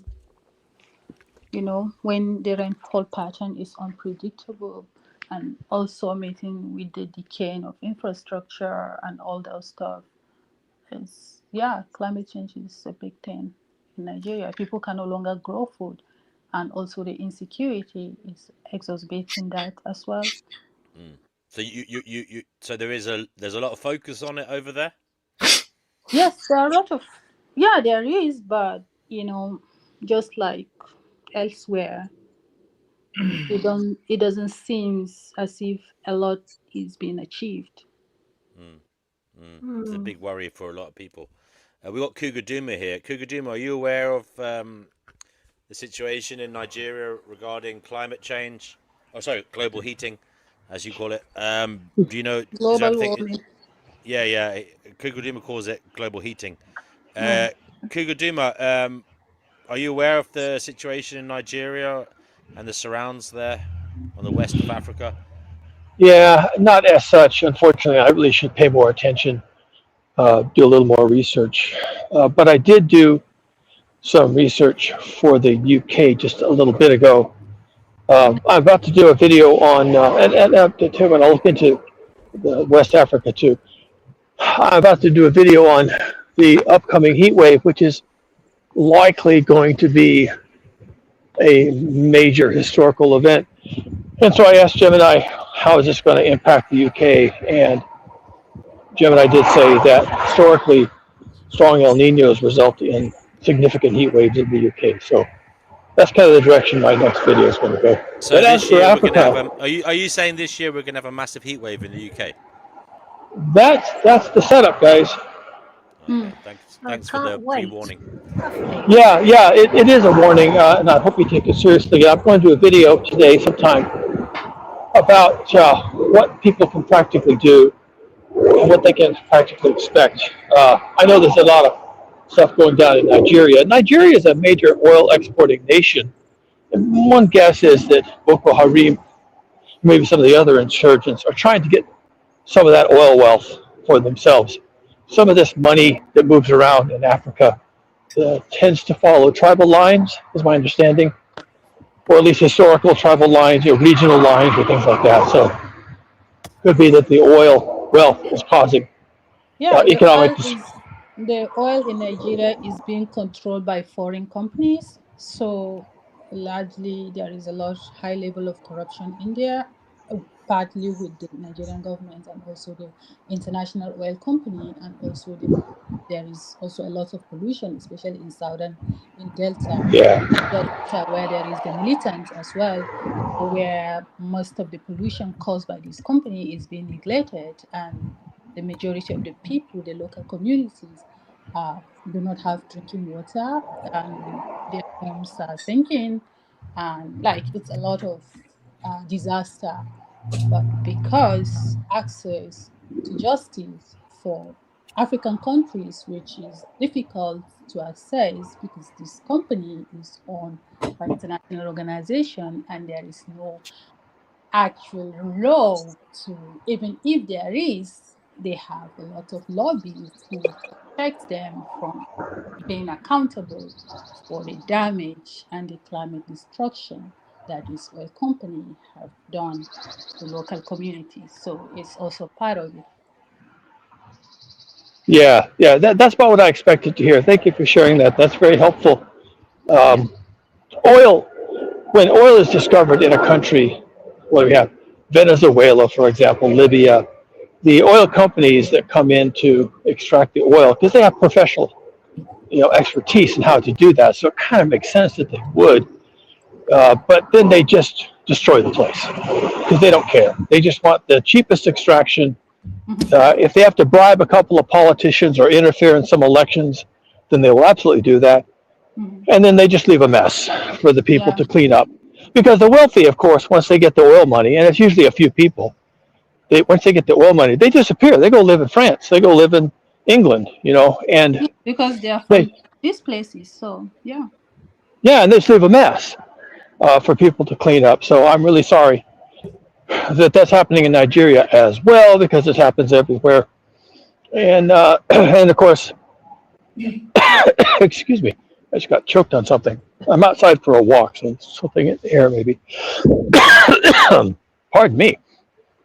Anyway, what of course would be the saddest outcome for the Nigerians would be that not only do they get stuck with the civil war and the wealth inequality and the pollution and the destruction of communities and the destruction of local cultures and everything else that comes along with this invasion essentially from the West, they're also going to get global heating just like everybody else. So Yeah.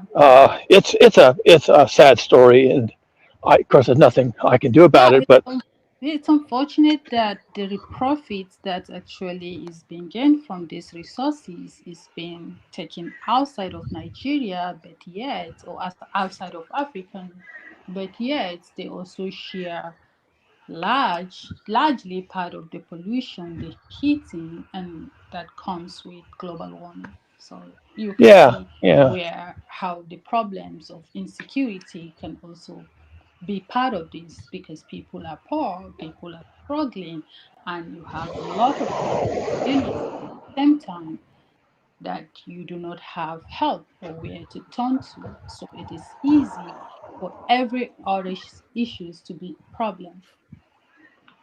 Yeah, and then the next shoe to drop, as we say, will be that when people are having trouble and it's either hot or the water has evaporated or the food supply has become troublesome, well then they're going to want to leave. They're going to want to migrate, and then they're crossing borders. They're going into other countries. They're not meaning to cause trouble. They're just wanting to find food, shelter. But here they are. They show up at the border. They show up inside the country, and this is a immediately and chronically destabilizing influence, simply brought about by human misery and people trying to find a better way to live when their own country has been racked with civil war and frankly polluted, and they can't drink the water and they can't till the soil, and life is not working and they have to leave. And where do those people go? And that's going to be a problem that really has no solution except that host nations who can take people in need to just recognize the responsibility we all have to protect as many people as we can, however we can do that.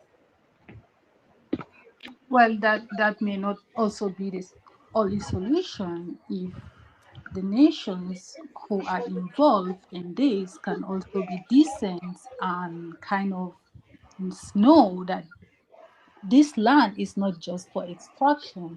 There are people who also deserve to live on their land and enjoy the resources from their land. So we should also be decent enough to not be there and to exploit to the extent that will push humans into desperation. So if the profit makers can decide that, I think it will help a lot. It will also reduce the immigration issue that we all talk about and we all don't want. So Yeah. Well, it's real interesting to hear your story firsthand. Of course, us in the West, we don't get to hear too much about what happens in Africa. And it's a shame because uh, where goes Africa, so goes the rest of us. That's That's going to be the story, I'm afraid.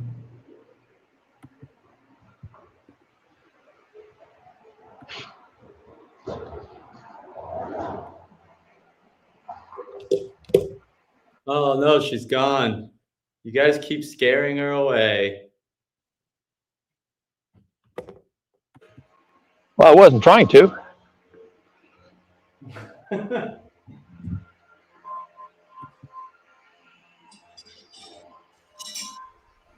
Yeah, it's really noisy out here. I'm walking around in my neighborhood. We just had some rain. A tiny bit, just almost nothing, just enough to make things wet. But we'll take it. Yeah, we just exited here in the west, California and the rest of the Southwest. We exited the massive heat wave, unpredicted heat wave. When it showed up, they said it would last a few days or 4 days, and then it just hung around. It ended up being more like 10 days or longer. And then all it did was shift east, and now it's baking the other half of the country. And these are troubling signs. That's why I wanted to do a video today on just how to survive, strategies, and things like that. In my book, it was 100 days. There are definitely signs of global heating, and they have to cope with that. And one of the solutions, because of all the impacts that come from that event, heat waves and whatnot, they have to, they decide to live underground. And I have several chapters on how they do that. Again, the book is kind of a user's manual on how to do things. I'm an engineer and a residential, I do residential construction. So it was fun to think about actually how would you do that? How would you modify your housing to actually live underground? And the reason why you have to live underground is because the soil helps to moderate temperatures away from extremes. But also, when the fires come, since post-collapse, there's no fire department. There's no one to put fires up for you. If you're living partially underground, then the fire just burns the soil and the plants, whatever else is going on. You can come out a day later and start over. And the model for how to live underground, I'm just kind of making notes to myself. This will all go into my script. The model for how to live underground is like a hobbit hole, like in the movie The Hobbit, where there's a front, maybe with windows in it, but the rest of it is covered over with dirt and plants, including garden if you want to put a garden on top of your house. And you just live underground. And I think that's going to be the future for virtually all of humanity, either very heavily engineered underground compounds where they are deliberately dug down, or simply people make habitats for themselves where they build with traditional materials, lumber, plywood, whatever, but then they dig it partially down, like halfway into the ground, and then they cover it with the dirt, including what they just dug out of the ground. So I don't know. No one wants to talk about this. No one wants to think about it. I don't really care what people want to do, but I think as an engineer, I have some responsibility to at least show the way so people aren't completely without thoughts like, okay, now what? Someone asks now what, and you don't have a response, then now what looks like the end of the world, and we don't need that. We can do better than that. No, it's the end of the world. What was that? It's the end of the world. Yeah, it's the end of, okay, we can get metaphysical about this. It's the end of this world, which leaves an opening for another world.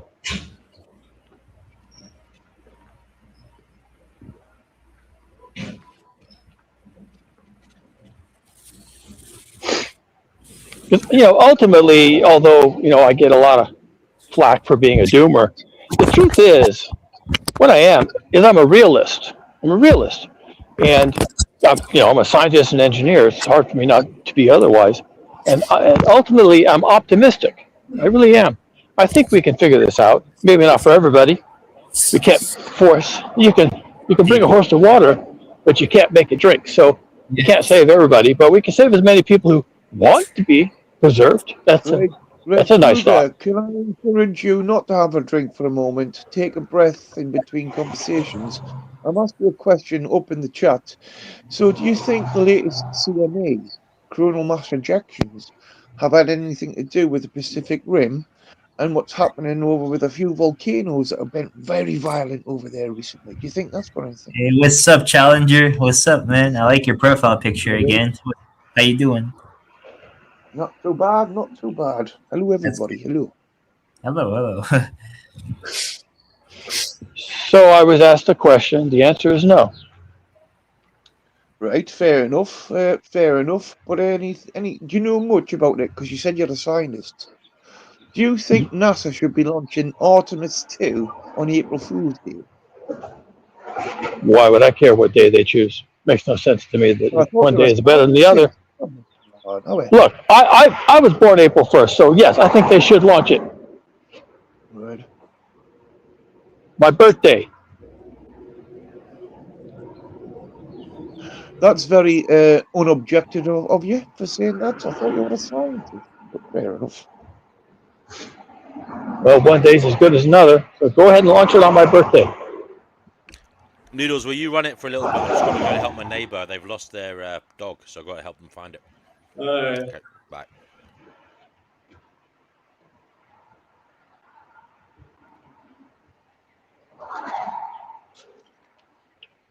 Anyway, I'm going to leave the forum. I'm done. Right, I have other things. I have other things to do. Maybe I'll be on. CME, with CME as big as it is, I wouldn't want to be launching any space vehicle with humans in it at the moment. You know what I mean? Yeah. Well, I'm pretty sure they can figure that out. These things are predictable. I'm not worried about it.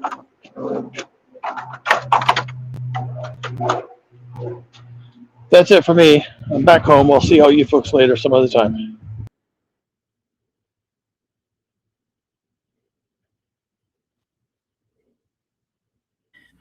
Later, Cougar Doomer. That was always good hearing from you. And your climate skepticism, your climate awareness, that's always good news. It's good to know, but it's not good in itself. Yeah. Well, it's no Jack and Ori story. The world is experiencing climate change, but not from anything that nature made, unless you're blaming nature for man-made greed. Oh, yeah. Well, the thing about me is that I think when it comes to climate change, it's both nature and man working together to make it a bit worse, because it is a fact that back then the world was hotter than it is now, and things still evolved, right? But I think humans don't make it any better right now. For sure, they don't. But nature without man's help healed itself because it has a balancing routine. You know what I mean? It says, "Ooh, a bit here, a bit there," draws more in, grows more trees, pulls a bit more carbon dioxide into the oceans and into the land and into the trees, etc., etc. And the world cools down. It gets back to a normal, natural balance with its swings and dips. But the man-made effect over the last 100 odd years, that's not natural. Yeah, it's not. Yeah. It's really not that far away, right? I genuinely do think that we're in dire straits situation right now with everything going on. I think we're in more than dire straits, and I don't know. I think the future is certain with its unpredictableness, if you know what I mean. It's an inherent wild card what the future is going to be, but we know it's going to be a wild card, right? So what can we say for certain about it is that it's just going to act up in a very strange way. Yes, indeed. Yeah, because I think with everything going on, and we have the usual culprits such as greed, politics, and climate change and war, but now we have something that's like a new element. We have AI now, social media. Back then, the pattern recognition for things back then was easier. Now things are a bit harder now because now this thing, AI and technology, that kind of creates a bit more variety and thus uncertainty with how things are gonna go. And Big one thing, time. Big yeah, time. one thing I'm scared of is what? No, I just said AI and the technology that AI is going to bring is very scary, and it is having an effect. But the biggest effect that AI is having currently, like humanity did with the internet, it was cats and porn. No, look what they're doing with it. Deep fakes, deep this. In other words, a way to hoodwink the masses for the elites. Now, is that a good lesson for any artificial intelligence? Is it? I don't think so. It's not a good lesson to learn. No. No, it's not. No, like, yeah, it's gonna be scary, especially with the whole surveillance states. Like that's going to be the first thing we're going to see. The surveillance states, no? Like we're gonna see like privacy is not going to be existent anymore, you know. You might as well just kiss all of your thoughts goodbye, you know. Yeah, man. Because Like yeah. 1984, the thought police are here right now. Yes. Yeah, the thought police. There are some countries that already have a thought police, right? Like I think the UK, Canada already has a thought police, right? America's starting to have one too. Well, America's had one all along. It was just disguised with Burger King and McDonald's and a few Coke bottles here and there. Oh yeah, America, fuck yeah. But anyway, yeah. Yeah. Oh yeah. Oh yeah. America would. Yeah, it already had its thought police too, but like, I think other countries are starting to catch up now, right? Like the UK, EU, European Union countries are starting to catch up a bit more. Canada, yeah, a lot of those countries are Australia, all of like those countries are starting to catch up with like their like information, chaos. You can't really say much of anything about certain things or about certain institutions because it's considered, I don't know, a heresy or whatever. I would put it. I'm not that very good in Latin, but I would put it like this in my pidgin Latin: absentia veritas. Oh. Evil would soon ensue, or something like that. Right? Yeah, it probably will. Like it's already on the way there. I think so. I think in some areas it's already there. It's just that we're gonna see more of it now in the future. For sure, that's why, like I don't think there's much to look forward to. Honestly, like in my opinion, there's not much to look forward to because it's almost like, well, we have these machines that can pretty much predict how things are going to be. That's AI computers, right? They already know something. But I refuse to use AI. I really do. Even when I come across and when I'm phoning like an energy company, for example, and all of a sudden I've got AI, and I'm like, fuck off, put the phone down. I won't engage with AI like that. I've got AI turned off on my phone. If I want to do a search, I don't want an AI result straight away. I'd rather go search strings myself. You know what I mean? Don't accept none of that bullshit. Of course, yeah, but I think that the workforce is going to be reliant on it, though, unfortunately, and that's going to be like the unfortunate side of things. Yeah, it's going to be a bit crummy. Yeah, man.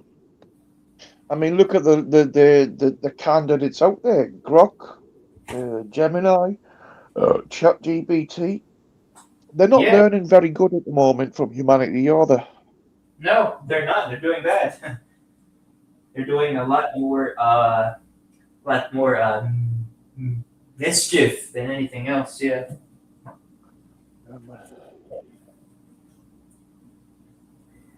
That's why, I don't know. I always say live life like it's the last one you have every day because you never know if one day the overlords are finally gonna kick it into high gear and just say fuck all of the pretenses. We're just gonna go after you guys now because we're done just being like a pretense now. Now we're gonna do it in your face like unapologetically. That can happen. That's Yeah. why sometimes I secretly want a global EMP, so everybody has to reconnect to each other and not just send a fucking text or an emoji, or they have to start writing letters, talk to each other, etc., etc. You know what I mean? Reconnection rather than continued disconnection. You know what I mean? Yeah, of course. It's always going to be good.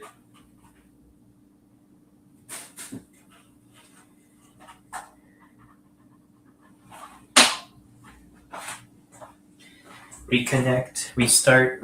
Those things are always good for you. But I think that like, because we already have people like having romantic relationships with AI now. Like I read a news story like a few months back. I'm like, damn, this dude was serious about that. Wow, that's kind of crazy. Like, that's that gonna be like us in the future? Is that gonna be like your children in the future? Anyone's? Like, Yeah, man. wow. Talk, having sexual relations, but also asking AI how to run their lives. Did you hear recently in the UK? There's a guy being charged because he was chatting with AI, but he murdered his mother, but it was all with AI. Have you heard What about the? it? Well, no, I haven't. Well, it's the UK. I believe any like crazy like story about the UK, right? About like the internet. Normally you would expect this story to come out of the US, but it was in the UK actually. Yeah. Wow. He was That he is was exchanging with AI. The AI helped him. At the end of the day, this guy influenced by AI, and it's not a blame AI. It's an actual fact here that AI didn't convince him, but helped him plan his mother's demise.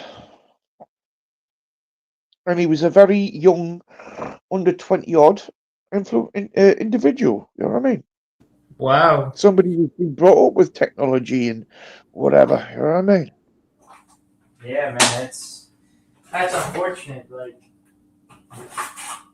it's already kind of ruining like the lives of the youth, and the youth is the future, right? Isn't it not? So is the future already canceled now? Well, the longer you stick screens in front of children and no parenting, no encouraging, no life skills transferred, they're only going to get their information from the screen and the internet, aren't they? What? Yeah. Oh, yeah. Like, I mean, it already started with us, Gen Z, right? When I was in high school, this was almost 8 years ago. They already were like putting out like bring home laptops, and tablets. Like you don't need worksheets. You don't need to like bring your worksheet to the teacher. You can just send the work through the documents, and you don't even have to see your teacher. You can just say like, hey, here's my work. Like, you can send them an email or like a message or a text inside the app of the tablet. Ours was called Canvas, and boom, you did your homework. It had to be turned in before 11:59 p.m. Yeah, man. That's crazy. That's crazy. I don't think I've got anything more to say on that subject apart from reconnections need to be made. The more disconnection, we have no hope as a species.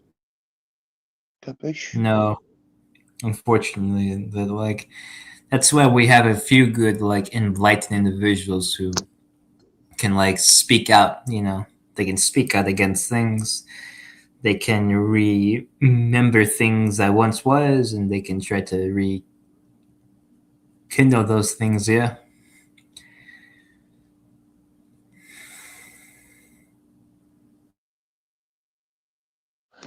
So you're Gen Z.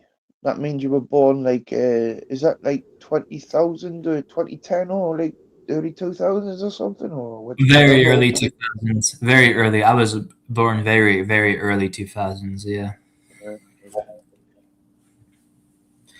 Yeah. So like I saw like the rise of like the flip phones, and then iPhone, and then like what else? Tablets, uh, ChatGPT, what else, deep fakes. Yeah, I saw the rise of all of those in my lifetime, and it's crazy just how short of a time span. Like, it's a 20-year time span. We went from flip phones to now this, you know?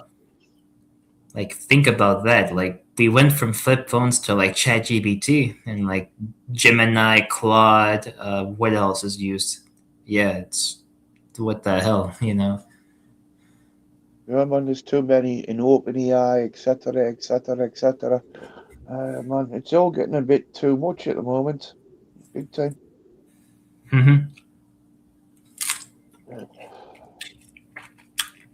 And it's all by design, by the way. It's all by design.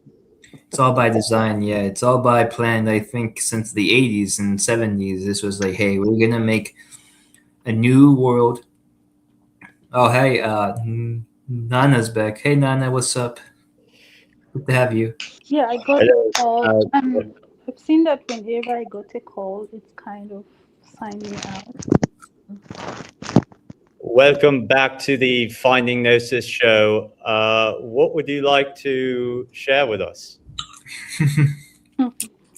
I think I have shared enough for a first timer. Yeah, well, you did a good job. Thanks for coming on the show.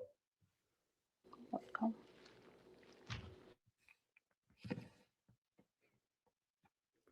Hello, Nana Mohammed. You alright? How you doing?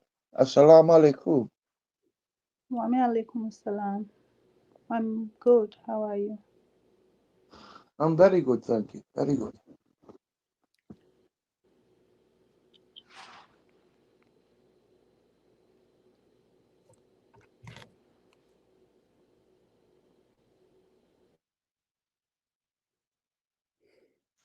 Do you have question for me? Do I have a question for you, Nana Mohammed? Not really. I would. Okay, that's good. I'm in the middle. I'm in my gym doing stuff. So DNW had to go help his neighbors. So I'm just hosting the show right now. But so I'm not going to be too involved while I'm here. But So the host, do you kind of talk about random topics or issues? So how, No, I've got something to show you. Hold on, How hold is on. I'll show you something. You'll about- like this, Nana. Because I know Muslims love cats. You look good here. Yes, I'm very good at talking about random subjects, but I'm also good at holding a thread. You know what I mean? A conversational thread. Yeah. No one's even looking at you, love. I don't know. Right.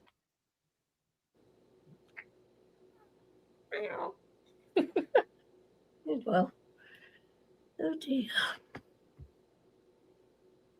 Chickpea, you remind me of that that Tory. What you call again? What? Tory what? I'm forgetting her name. Me, Liz Truss. No, not Truss. Not Liz Truss. No. Oh, right then. I'll remember it in a moment. I'm not being facetious. I'm just. No, don't worry about it. Yeah, I'm not being facetious. So how old are you, Challenger? You're not a baby, are you? I've been round the sun 54 times. Pardon? I've been round the sun 54 times. Oh, I've been 71. I'm old enough to be your mummy. Old enough to be everyone's mummy. I am. One day, I'm going to be the oldest woman in the world. One day. Can't wait.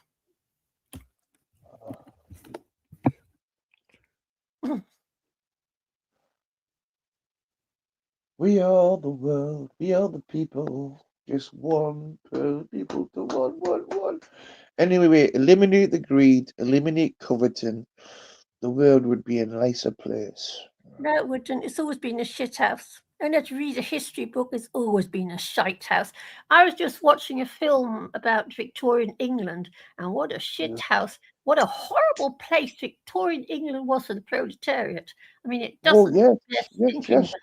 And it never gets yes, mentioned, this. Never, ever yes. gets mentioned. And you know what cracks me up? We get people saying, you know, it was, Right. oh, well, it doesn't, better not say what I want to say, Of but course it it was an gets absolute horror mentioned. story. I've watched Oliver Twist many times. It gets mentioned there all the time. Victoria in England was not very nice.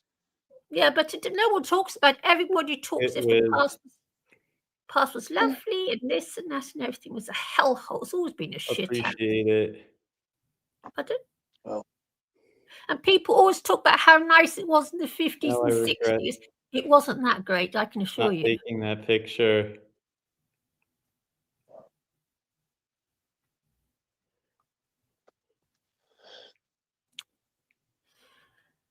So where are you living, Challenger? Where do you live? have you ever lived in Asgard before? Where? Asgard. Where's that? What? Asgard. Asgard. Asgard. What's that? You've never heard of the term Asgard before? What? What? Sorry, we have to repeat. No, what are you talking about? Go on, tell me. What is you talking about? Asgard. Asgard are where the Norse gods preside. Let me just Google it. Asgard.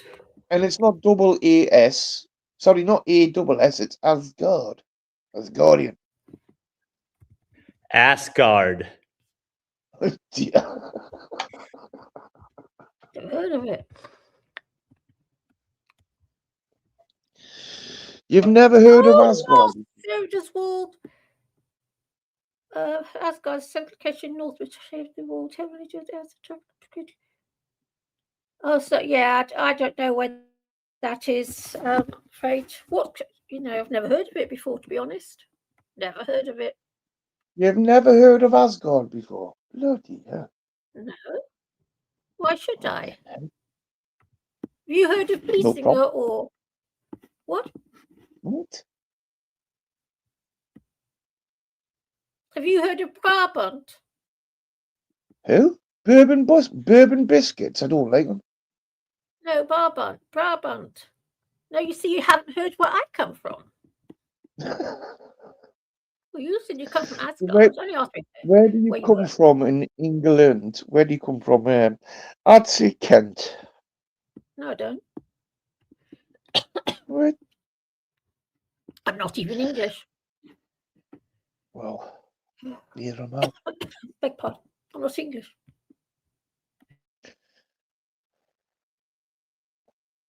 You sound Scottish to me, but probably wrong.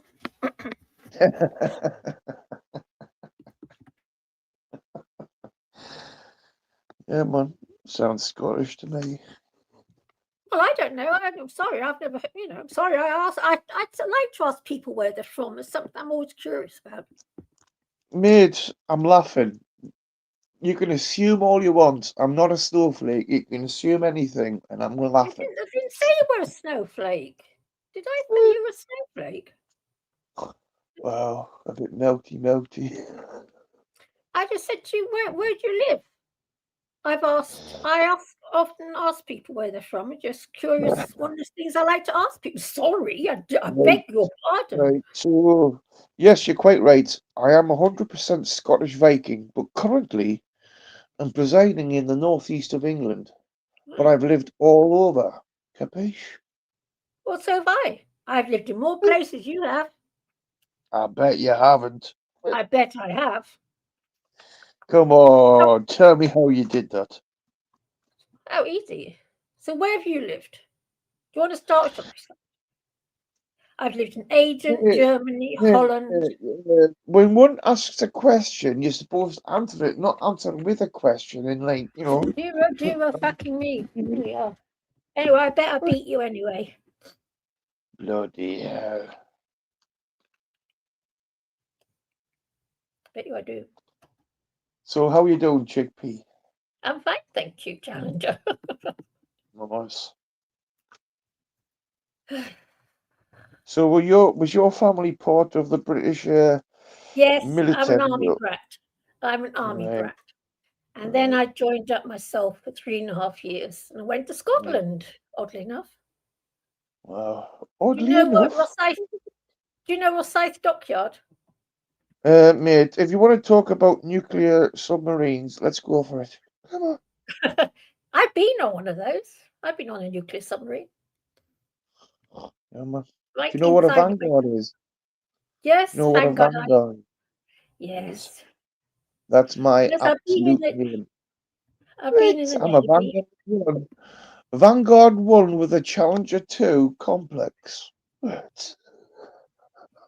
And all about the ships, all about the aircraft carriers, the minesweepers, the frigates, you name it. I've been on them. Well, to be honest, the British Navy's looking a bit sad at the moment. It might Yes, I have 2 know. brand new aircraft carriers, but the frigate 40 whatever, it's a Yeah. bit late, isn't it? Yes, Britain's going. Yes, British military's gone down the drain. I do know. Wow. How's it going, guys? Good to see everyone. Hello, Raz Al Ghul, lift him up, lift him up, lift him have up. a good moment for me, Mara. Yeah, it's good to see everyone, man. D&W, you started this show a bit late today, didn't you? Or is you not there? I think it's bucketed off. I must change my language. Shocking. Because I'm becoming here too often. It is, you know, my language is deteriorated to start coming on here. That's YouTube for you. For fuck's sake. No, it's here. It gets pretty heated here, and then everybody starts effing and blinding. Yeah, seeing. See, it's a C word. Well,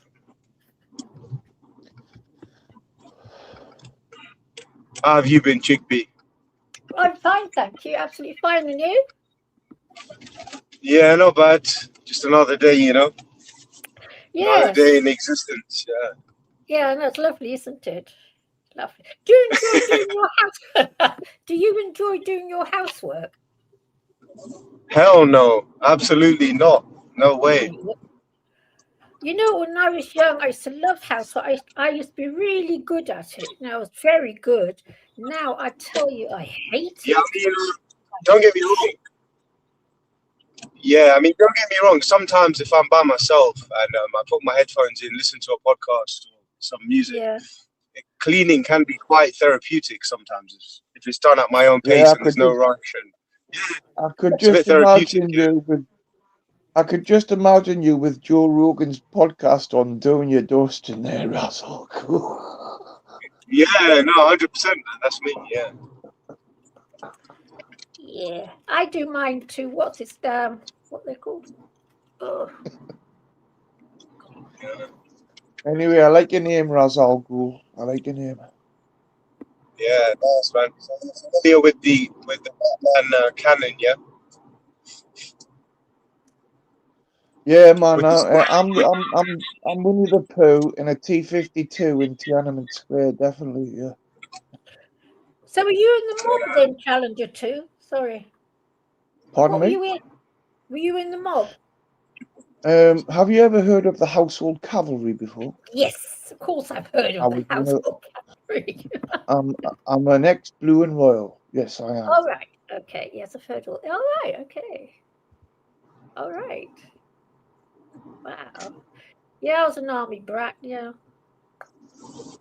My stepfather was in the RASC, and I can't remember. They closed it down, and he went into something else. I can't remember. You know, so long ago. And my natural father was in the Navy because my mum loved being married to servicemen for such a reason. Yes. Well, I'd like to offer a bit of enlightenment on that fact. Things back then, when your mother was your mother, Yes. being part of a service family was better than being part of the I know. detritus. I know. Okay. What?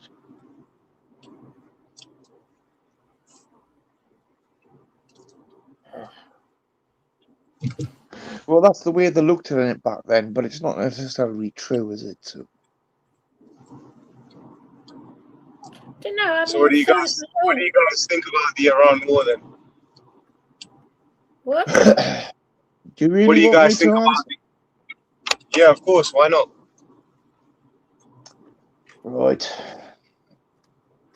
Well, I will start off by saying, better the devil you know than the devil you don't know. But there's many things that I can explain that reasoning for.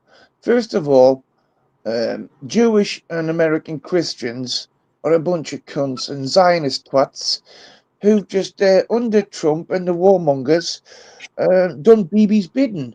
And they're going to throw the world into chaos for the next 20 to 15 years to build the infrastructure back up in the world's most strangle point of the Straits of Hormuz and the fucking energy production down there. What? Yeah, I agree with that. Yeah, I mean, Trump is a hypocrite because when it came to the Russia and Ukraine situation, he told NATO, well, he told us that, oh, you guys need to take lead responsibility for NATO and stop relying on America's large contributions. So he basically left us in the lurch with that. Now, with this new Iran bullshit campaign, he wanted our help. When we left him in the lurch, he's saying, oh, you guys didn't help us. Like, what the fuck is wrong with this guy? And then he's like, go get your own oil. So he's a double crosser, this guy. That's what he is. Yeah. But why would we want to go in and mop up after him? He's the cunt who did it because Israel did it first. Because Israel's the cunt on the got him on the leash. Yeah, of Putin's course, got him on a leash. I mean, yeah. I think Israel's bullying him, blackmailing him because of the Epstein files. They're probably threatening to release some really nasty shit, that like videos or something, and then he was forced to do it. yeah, man, you might want to skip over Israel for me because the project of Israel is not my best subject because I think they're all a bunch of fucking Nazis themselves. Capiche? But Ra, has it never occurred to you that Trump is just doing what his masters are telling him to do? There are people above Trump. He Yeah, just does as he's I mean, told. he's a puppet like any president at the end of the day. But Yeah, he's just doing as he's told. He's being a good little president. Yeah, but you don't expect a puppet to make $4 billion in his first year in office, do you? Will he? What? Yeah. Well, you obviously haven't heard the 30 of degrees of masonry. He will make a bloody ton of it. Yeah. He will. That brutal reality is the way our world runs. Yep. It is. It's all. This is all pre-planned. We I are just. I do know. Sorry. I do know there's canny Jews out there, but the Zionist Christians and Zionist Jews are a bunch of fucking Nazis, without Yes, well, question. that may be this, it may be that, but when you get to the top of the pyramid, they're all in it together, and they are.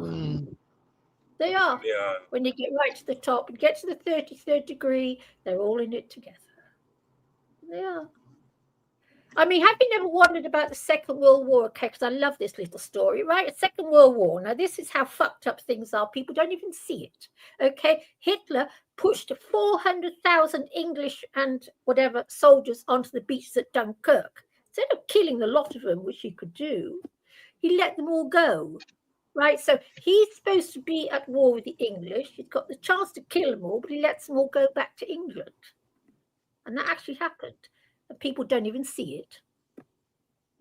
And that's, so, war, a game of chess. They're just playing a game of chess with us as the pawns. Yeah, true. Thank you. Because So, Raz Al Ghul, you're from down south somewhere, mate, down south. But are you religious or from an ethnic group? Yeah, no, I'm mixed. Yeah, I'm mixed, yeah. But I'm not religious at all, no. Yeah, man.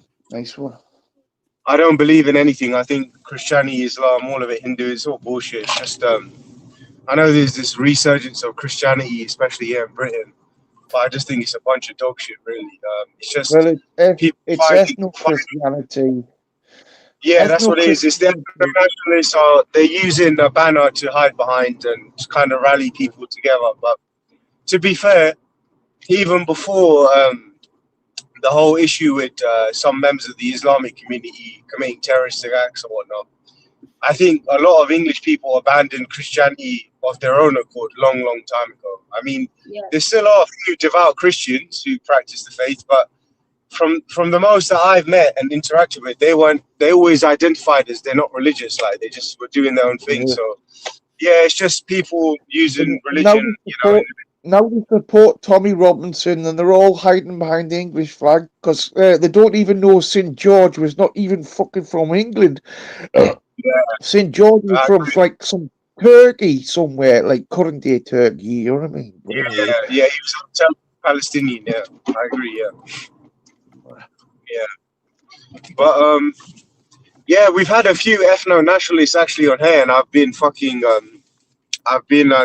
them with their bullshit arguments. We've had some from America, some from the UK, some from other places as well. Yeah, so you'll actually find them on this show. Yeah, they tend to come on for some reason. Yeah. Well, we have fucking plenty. they must all be happy with themselves because they're not Christians at all, but it suits them to hide behind Christianity when they raise their ethno-nationalist flags and basically being, I don't like Muslims or anybody else of colour because I don't get what they get type people. Well, Yeah, yeah, it's unfortunate, but it's just one of the downsides of human nature is people will scapegoat, and when the chips are down, people do tend to scapegoat. It's not just in Europe; it's across. I mean, in Africa, the Rwandans did it. The Hutus did it to the Tutsis. You know, they othered them, put them in a yeah, different man, group, and then it led to that.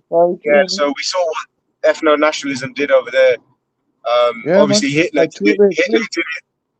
Yeah, after Germany's humiliating defeat in World War One, Hitler was disgruntled, so he rallied a bunch of disgruntled Germans, and he basically did the same thing with the Jewish people, isn't it? So yeah, Folks, it always turns just like they did in Yeah. Rwanda, just like they did in Rwanda, though, most people had a gun to the head and said, "Are you left or right?" Capiche? Yeah. Yeah. Yeah, it's just So with a gun to your head, you're going to say whatever. It's a 50-50 choice, isn't it? With a gun to your yeah, head. exactly. Yeah. Wow. But it just seems that humanity will never truly learn its lesson, and we're just kind of doomed to repeat the same shit over and over again, unfortunately. I absolutely agree with that statement as well. Yeah, so that's why I'm a bit of a cynic. So yeah, I'm a bit cynical about. Mate, when you observe the same things, it's not being cynical, it's being observant. And to bring those observations up is not negative or positive. An order of our souls will determine that for you. But the point is, when you can absolutely point out the facts that everything's wrong. And I don't think religion's bad, but using religion, especially the Abrahamic religions, which is all three, right? Never mind the 13 tribes of Israel. Yes, there is 13. But anyway, the point I'm trying to make is you're all being used as tools because it's well usable. Abusable. Yeah, so we had that Right. conversation the other night when Cougar Duma was on here, and we were just talking about well, it's a psyop by the elite, so they don't have to mass exterminate us. They'll just get us to fight each other, and then that will get rid of quite a lot, and then they'll come up with a plan to deal with the rest, because they don't need the large swaths of humanity anymore. So it's almost like a psyop, all this like bullshit that's going on right now. Yeah. So 100%. Again, yeah, Razal, in bro. That's right. yeah. Thank you. Yeah, thanks, man. Appreciate it. Yeah, it's just unfortunate, man. You know, like I said.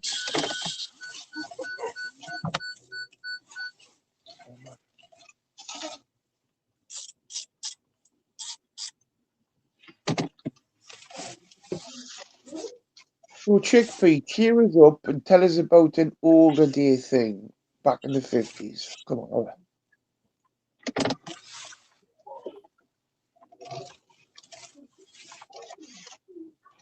Have you ever been to the Ritz for high tea before, Chickpea?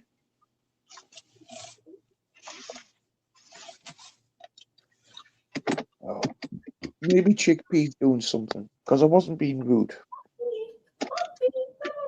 Yeah, I think she's tending to her cats. Right. Guys, it's been a great time on the show. A bit of a short one this time, but yeah, I'll probably be back on another day. Take care, everyone. Have a great night. Yeah. Yeah, man. Bye, Hasta Bill. luego, Wagagul. Yeah, man. Brother Marcus, where are you from with a big frog's head like that? Oh, he's quiet. Noodles What's is up? quiet. The end up right. Is that you, Brother Marcus? Yeah, what's up? What's Your up? voice sounds weird. What have you done?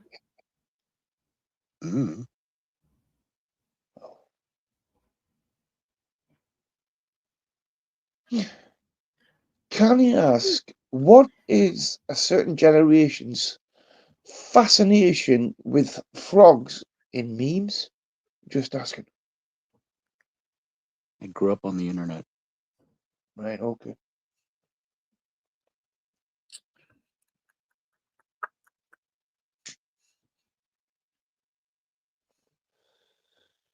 So, Chickpea, have you ever been to the Ritz for high tea before?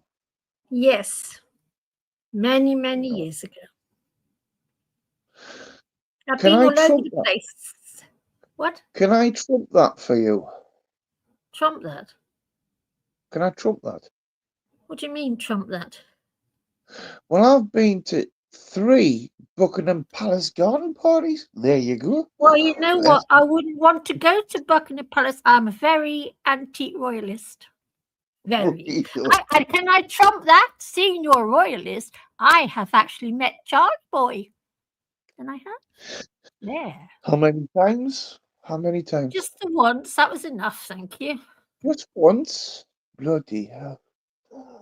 And what would I want to And meet Prince Charles for? how Ugly dare you man. make assumptions that I'm a royalist by any fashion? Well, you just said you were all happy puppy about going to a dinner party, to garden parties. You said I've been to garden parties. I wouldn't even I want was to go to a garden trumping you. I was trumping you, saying I've been to Buckingham House. Oh, you're trumping. Oh, right. Buckingham That was. Palace Oh, garden sorry. party. I've never heard the phrase trumping before. Sorry. You've never heard of top trumps before? I've never heard of the thing somebody say to me, I'm trumping you. I've never had that said to me before. Be careful how you use that in conversation, because trumping also means another thing. You know what I mean? I won't be using it in conversation.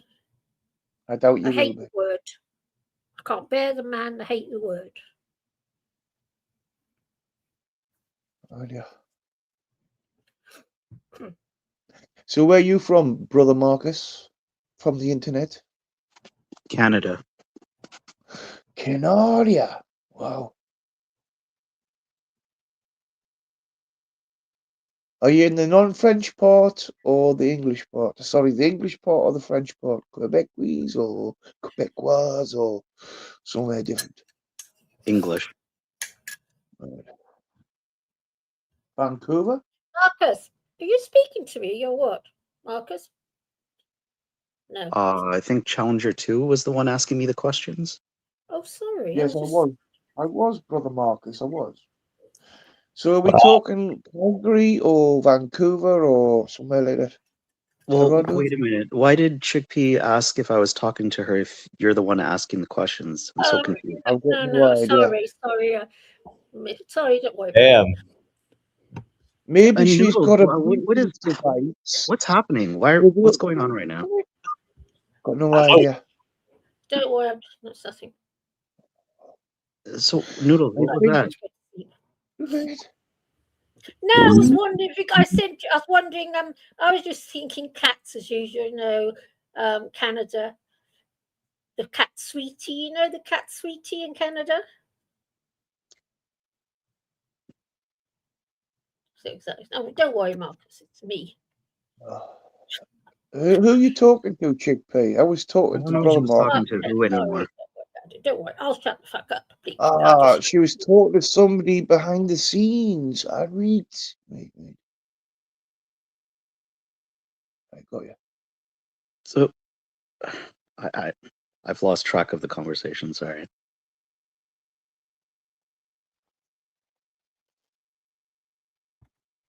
Brother Marcus, I was asking you, did you get the thing of the cat Sweetie that lives near to you? I haven't checked my email. Okay. Sorry. So, what's a cat sweetie? Is it like catnip on steroids or something like that? No, it's a cat that lives in Canada near Marcus somewhere. I'm one of these silly people, cat mad people, and I belong to a sort of. There's a little site I visit constantly, and I support them and everything. And they Right. live near Marcus, and he's got a colony of cats. And I sent Marcus a short video of one of the cats called Sweetie. She's adorable. Do you like my dog? Do you like my Yes, dog there, Chickpea? Yeah, what is it? I can't see him properly. Let me make it bigger. What? Oopsie day. There he is. Yeah, cutie. He's lovely. First of all, she's a she and not a he. Oh, sorry. Look, I've only got a tiny picture, okay? It's not a very big picture of her. I'm not very good do you with like- dogs because I'm a cat person. Do you like Staffordshire Bull Terriers? Of course I like Staffordshire Bull Terriers. Oh, she's a beautiful example of one. Yes, I know. I like all animals. No, You would never hear me say a word against an animal, ever. You don't like humans, so that's not all animals.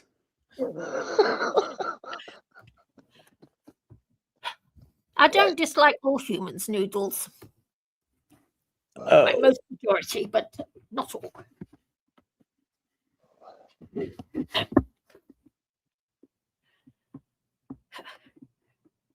So, what disgusts you about the human animal, Chickpea? I'm a hardened herbivore, and I Right. used to belong to the animal rights movement many years ago before I stopped everything. And I've had quite a lot of people spit at me, call me a C, call me a this, call me a that, and I've just gone on the turn. So, in other words, you're a product of your environment. I'm a product of my environment. Well, I used to belong to the animal rights movement. Yes, I used to do a lot of demos, and people get very nasty, and they do. So, the environment you were in was very nasty. So, you're now a product that says. My partner wasn't. They were very nice, but this was 40 years ago, 30 years ago. So the world has changed. I can agree with that. I can agree with that. I can agree with that. Come on. Yeah, people were different 30, 40 years ago, 50 years ago even. Yeah. But anyway, I do like meat.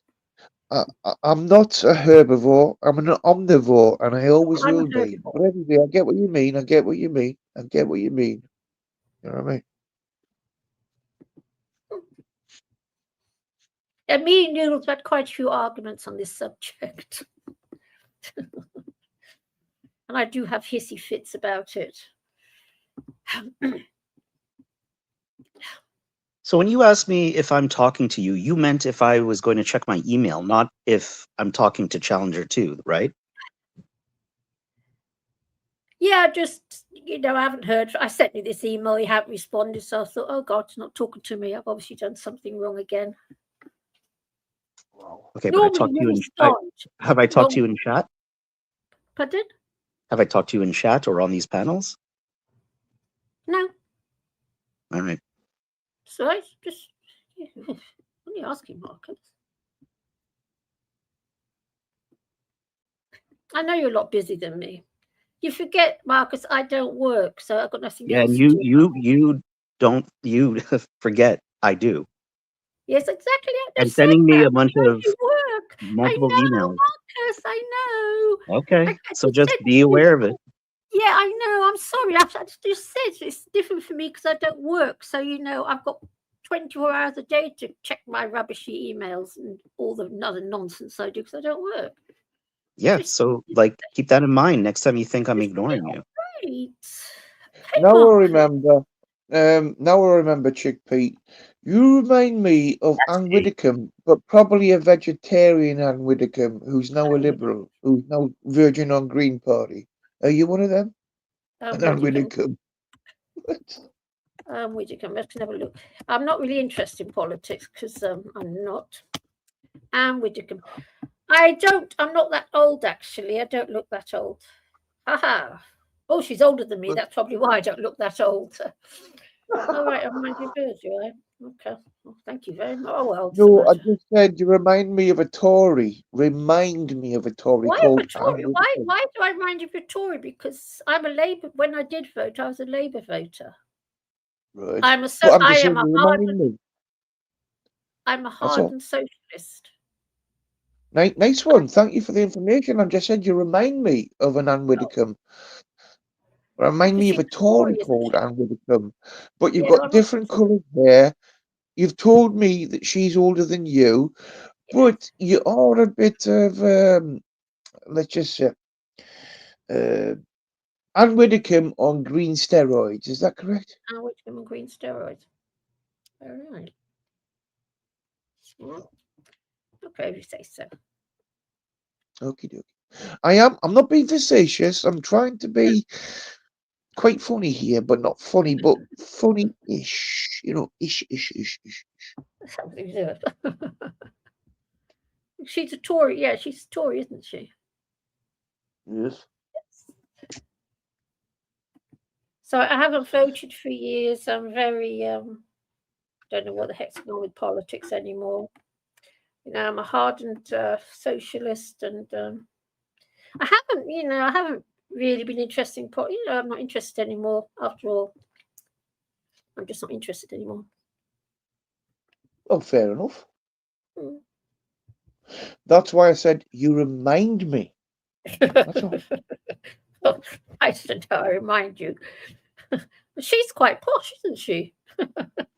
Well, as posh as a Tory, something like her can be. Yeah. Right. Yeah.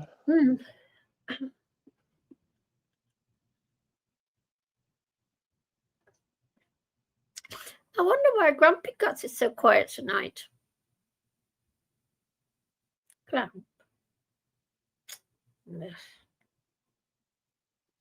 Can you remind me who's your pet name Grumpy Guts for? Because for D&W.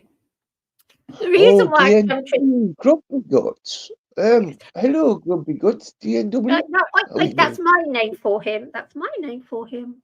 Okay. Right, okay. No, what happened was I came here because I loved his grumpy prose. You ever read some of his stuff he writes? It's really miserable, grim stuff. No, mate, I don't do X, and I don't do formerly Twitter. I don't do anything. Together now. Fucking bullshit. Come on. He's in a bad mood today. No, he writes. He does all this grumpy stuff, and it's on. It just pops up from everywhere, and that's why I call him Grumpy Guts. It's that us Londoners do that sort of thing. We go around giving each other stupid names. It's something we do. Right. We do. Well, I wasn't disrespecting DNW there. No, I'm not neither. It's a bit like Noodles calls himself Noodles,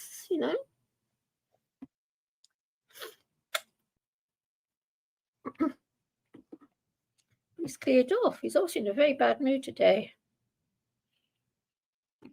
Got the grumps.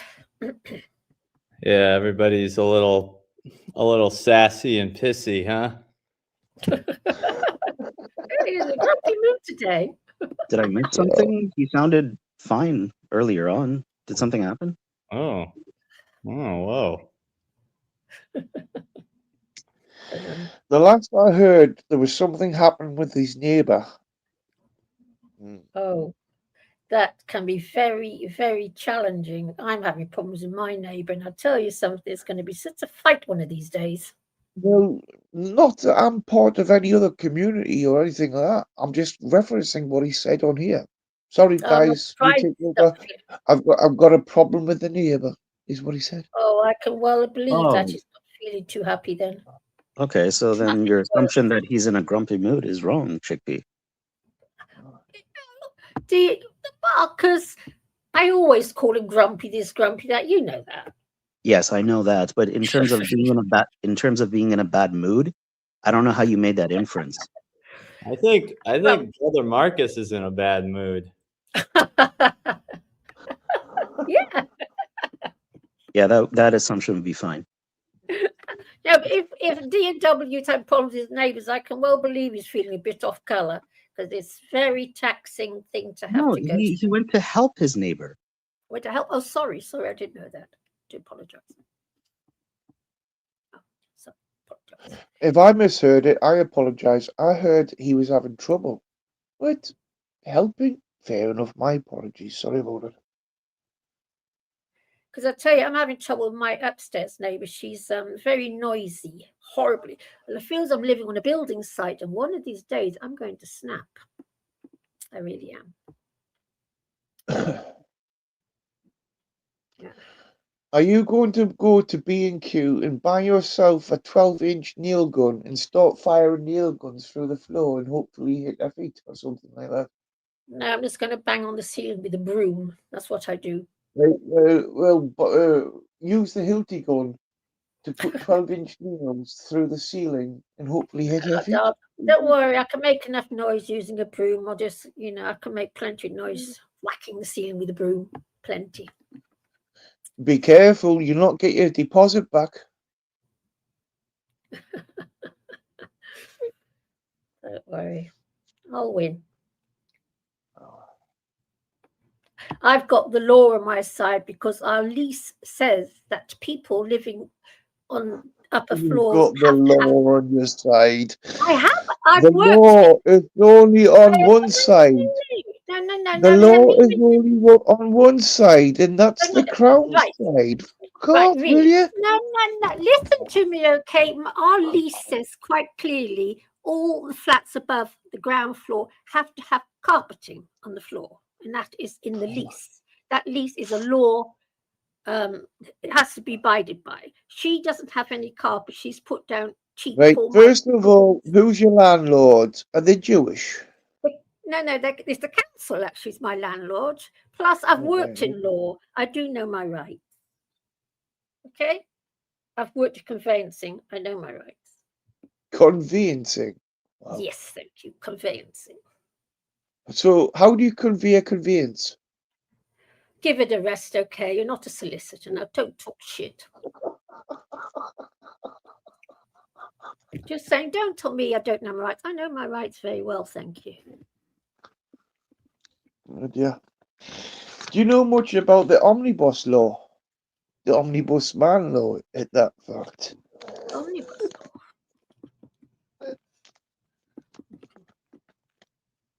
law. That's why you have signs everywhere on the London Underground, like mind the gap, mind your head, mind this, mind that, because not everybody's supposed to be so observant. It's supposed to be for the unobservant. It's called the omnibus man. Right. Capiche? I don't know anything about underground law. I'm using the underground as a parable, shall we say. All right. Wow.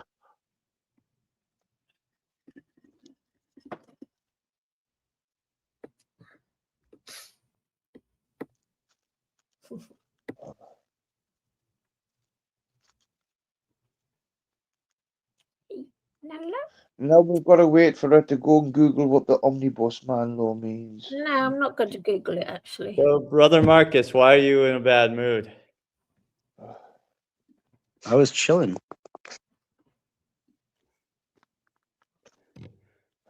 So what put you in a bad mood? You. What did I say?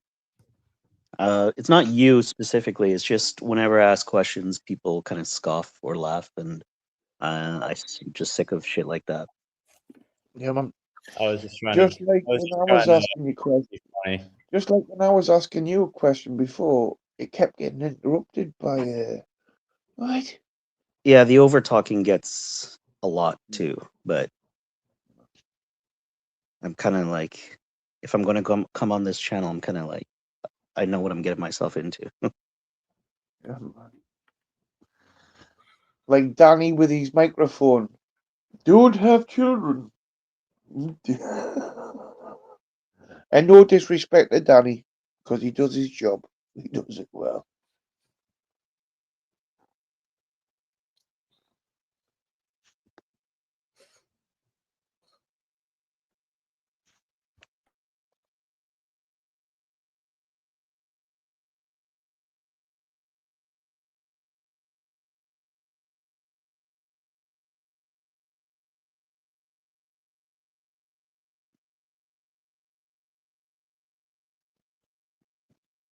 Because did you did you research a thing about abortions in the UK now?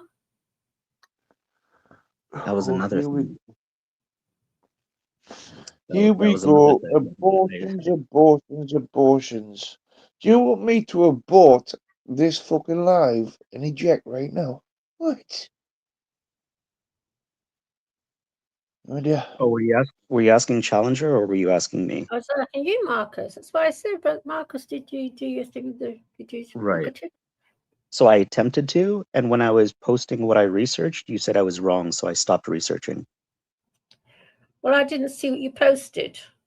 You did, because you literally commented on it. So What it?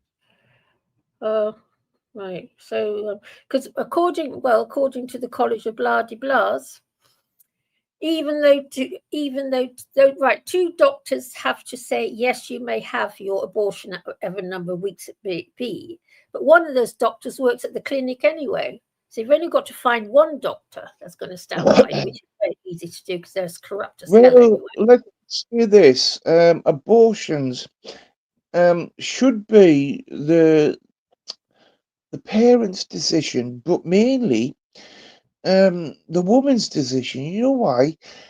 Because if you are not lazy and leave it to how many trimesters, all you need to do is take a tablet after the fact, or at least go within 4 weeks after the fact. Capiche? That you found out you're pregnant. Right? Wow. Well, the thing is, you see, now they can say you can abort your baby literally up until the time of birth, which sounds okay, but a fetus at No, that that's stage. bullshit. Can That's I finish? bullshit. Can I No, finish? but that's A fetus bullshit. at that That's point of life bullshit. can feel pain. No, A no, fetus. that's bullshit. No, That's it isn't bullshit. The Oh, only you're time that terrifying. can happen if it's gonna harm the mother. Oh, There you go. Jesus fucking Christ. That isn't too. Yes. And do you think the average doctor. Right? Right, do you. Right, first of all, one of the doctors already at the abortion clinic. Doctors can be bought, you know. They're very easy to buy. I know so.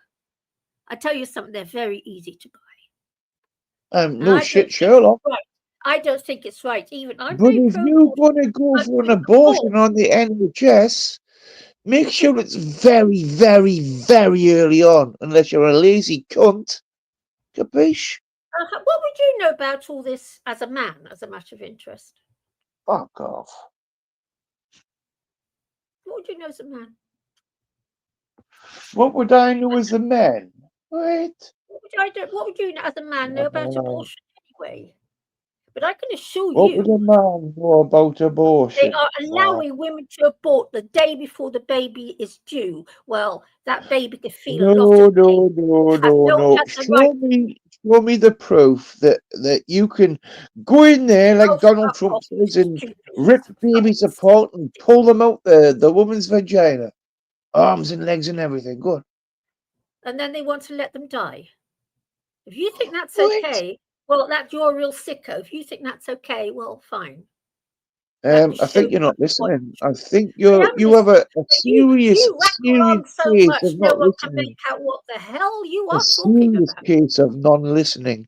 Yourself. Abortion is the woman and the man and the woman's right, but it's the woman's right, basically, because it's her body. Capiche? So if a woman wants an abortion, get it done very, very, very early. After the first, As a second, man to a no, mate, female, definitely you not, must get your definitely not. abortion. Yes. But in the obscure cases where you've got a dead baby inside you, etc., or a baby that's going to kill the parent, capiche? Sorry, guys. I'm gonna. Stupid man. I have to take off for a bit. Brother Marcus, will you run the stream while I'm gone? I don't have power here. And I won't be here. So night, Noodles. Night, Right, Marcus. right. Anyway, Noodles. Good night, everybody. I've had enough. I've had enough myself because this woman says a woman can have a child and you can put a gun to its head. Is what she said. So good night, She's everybody. gone. Okay. Wow. Yeah. All right. Well, Marcus. What? Any closing remarks, Brother Marcus? I don't know how to end on that note. Have a good night, I guess. All right. Well, have a good night, everybody. Yeah, man. Thank you, Noodles. Thank you, DMV, whatever and ever, and Danny. Yeah, man. And who else fucked off? All the good people that was conversations. But Cougar didn't answer my scientific questions, though, did he? And he's a scientist. But anyway, latest, everybody. Latest. Yeah, man.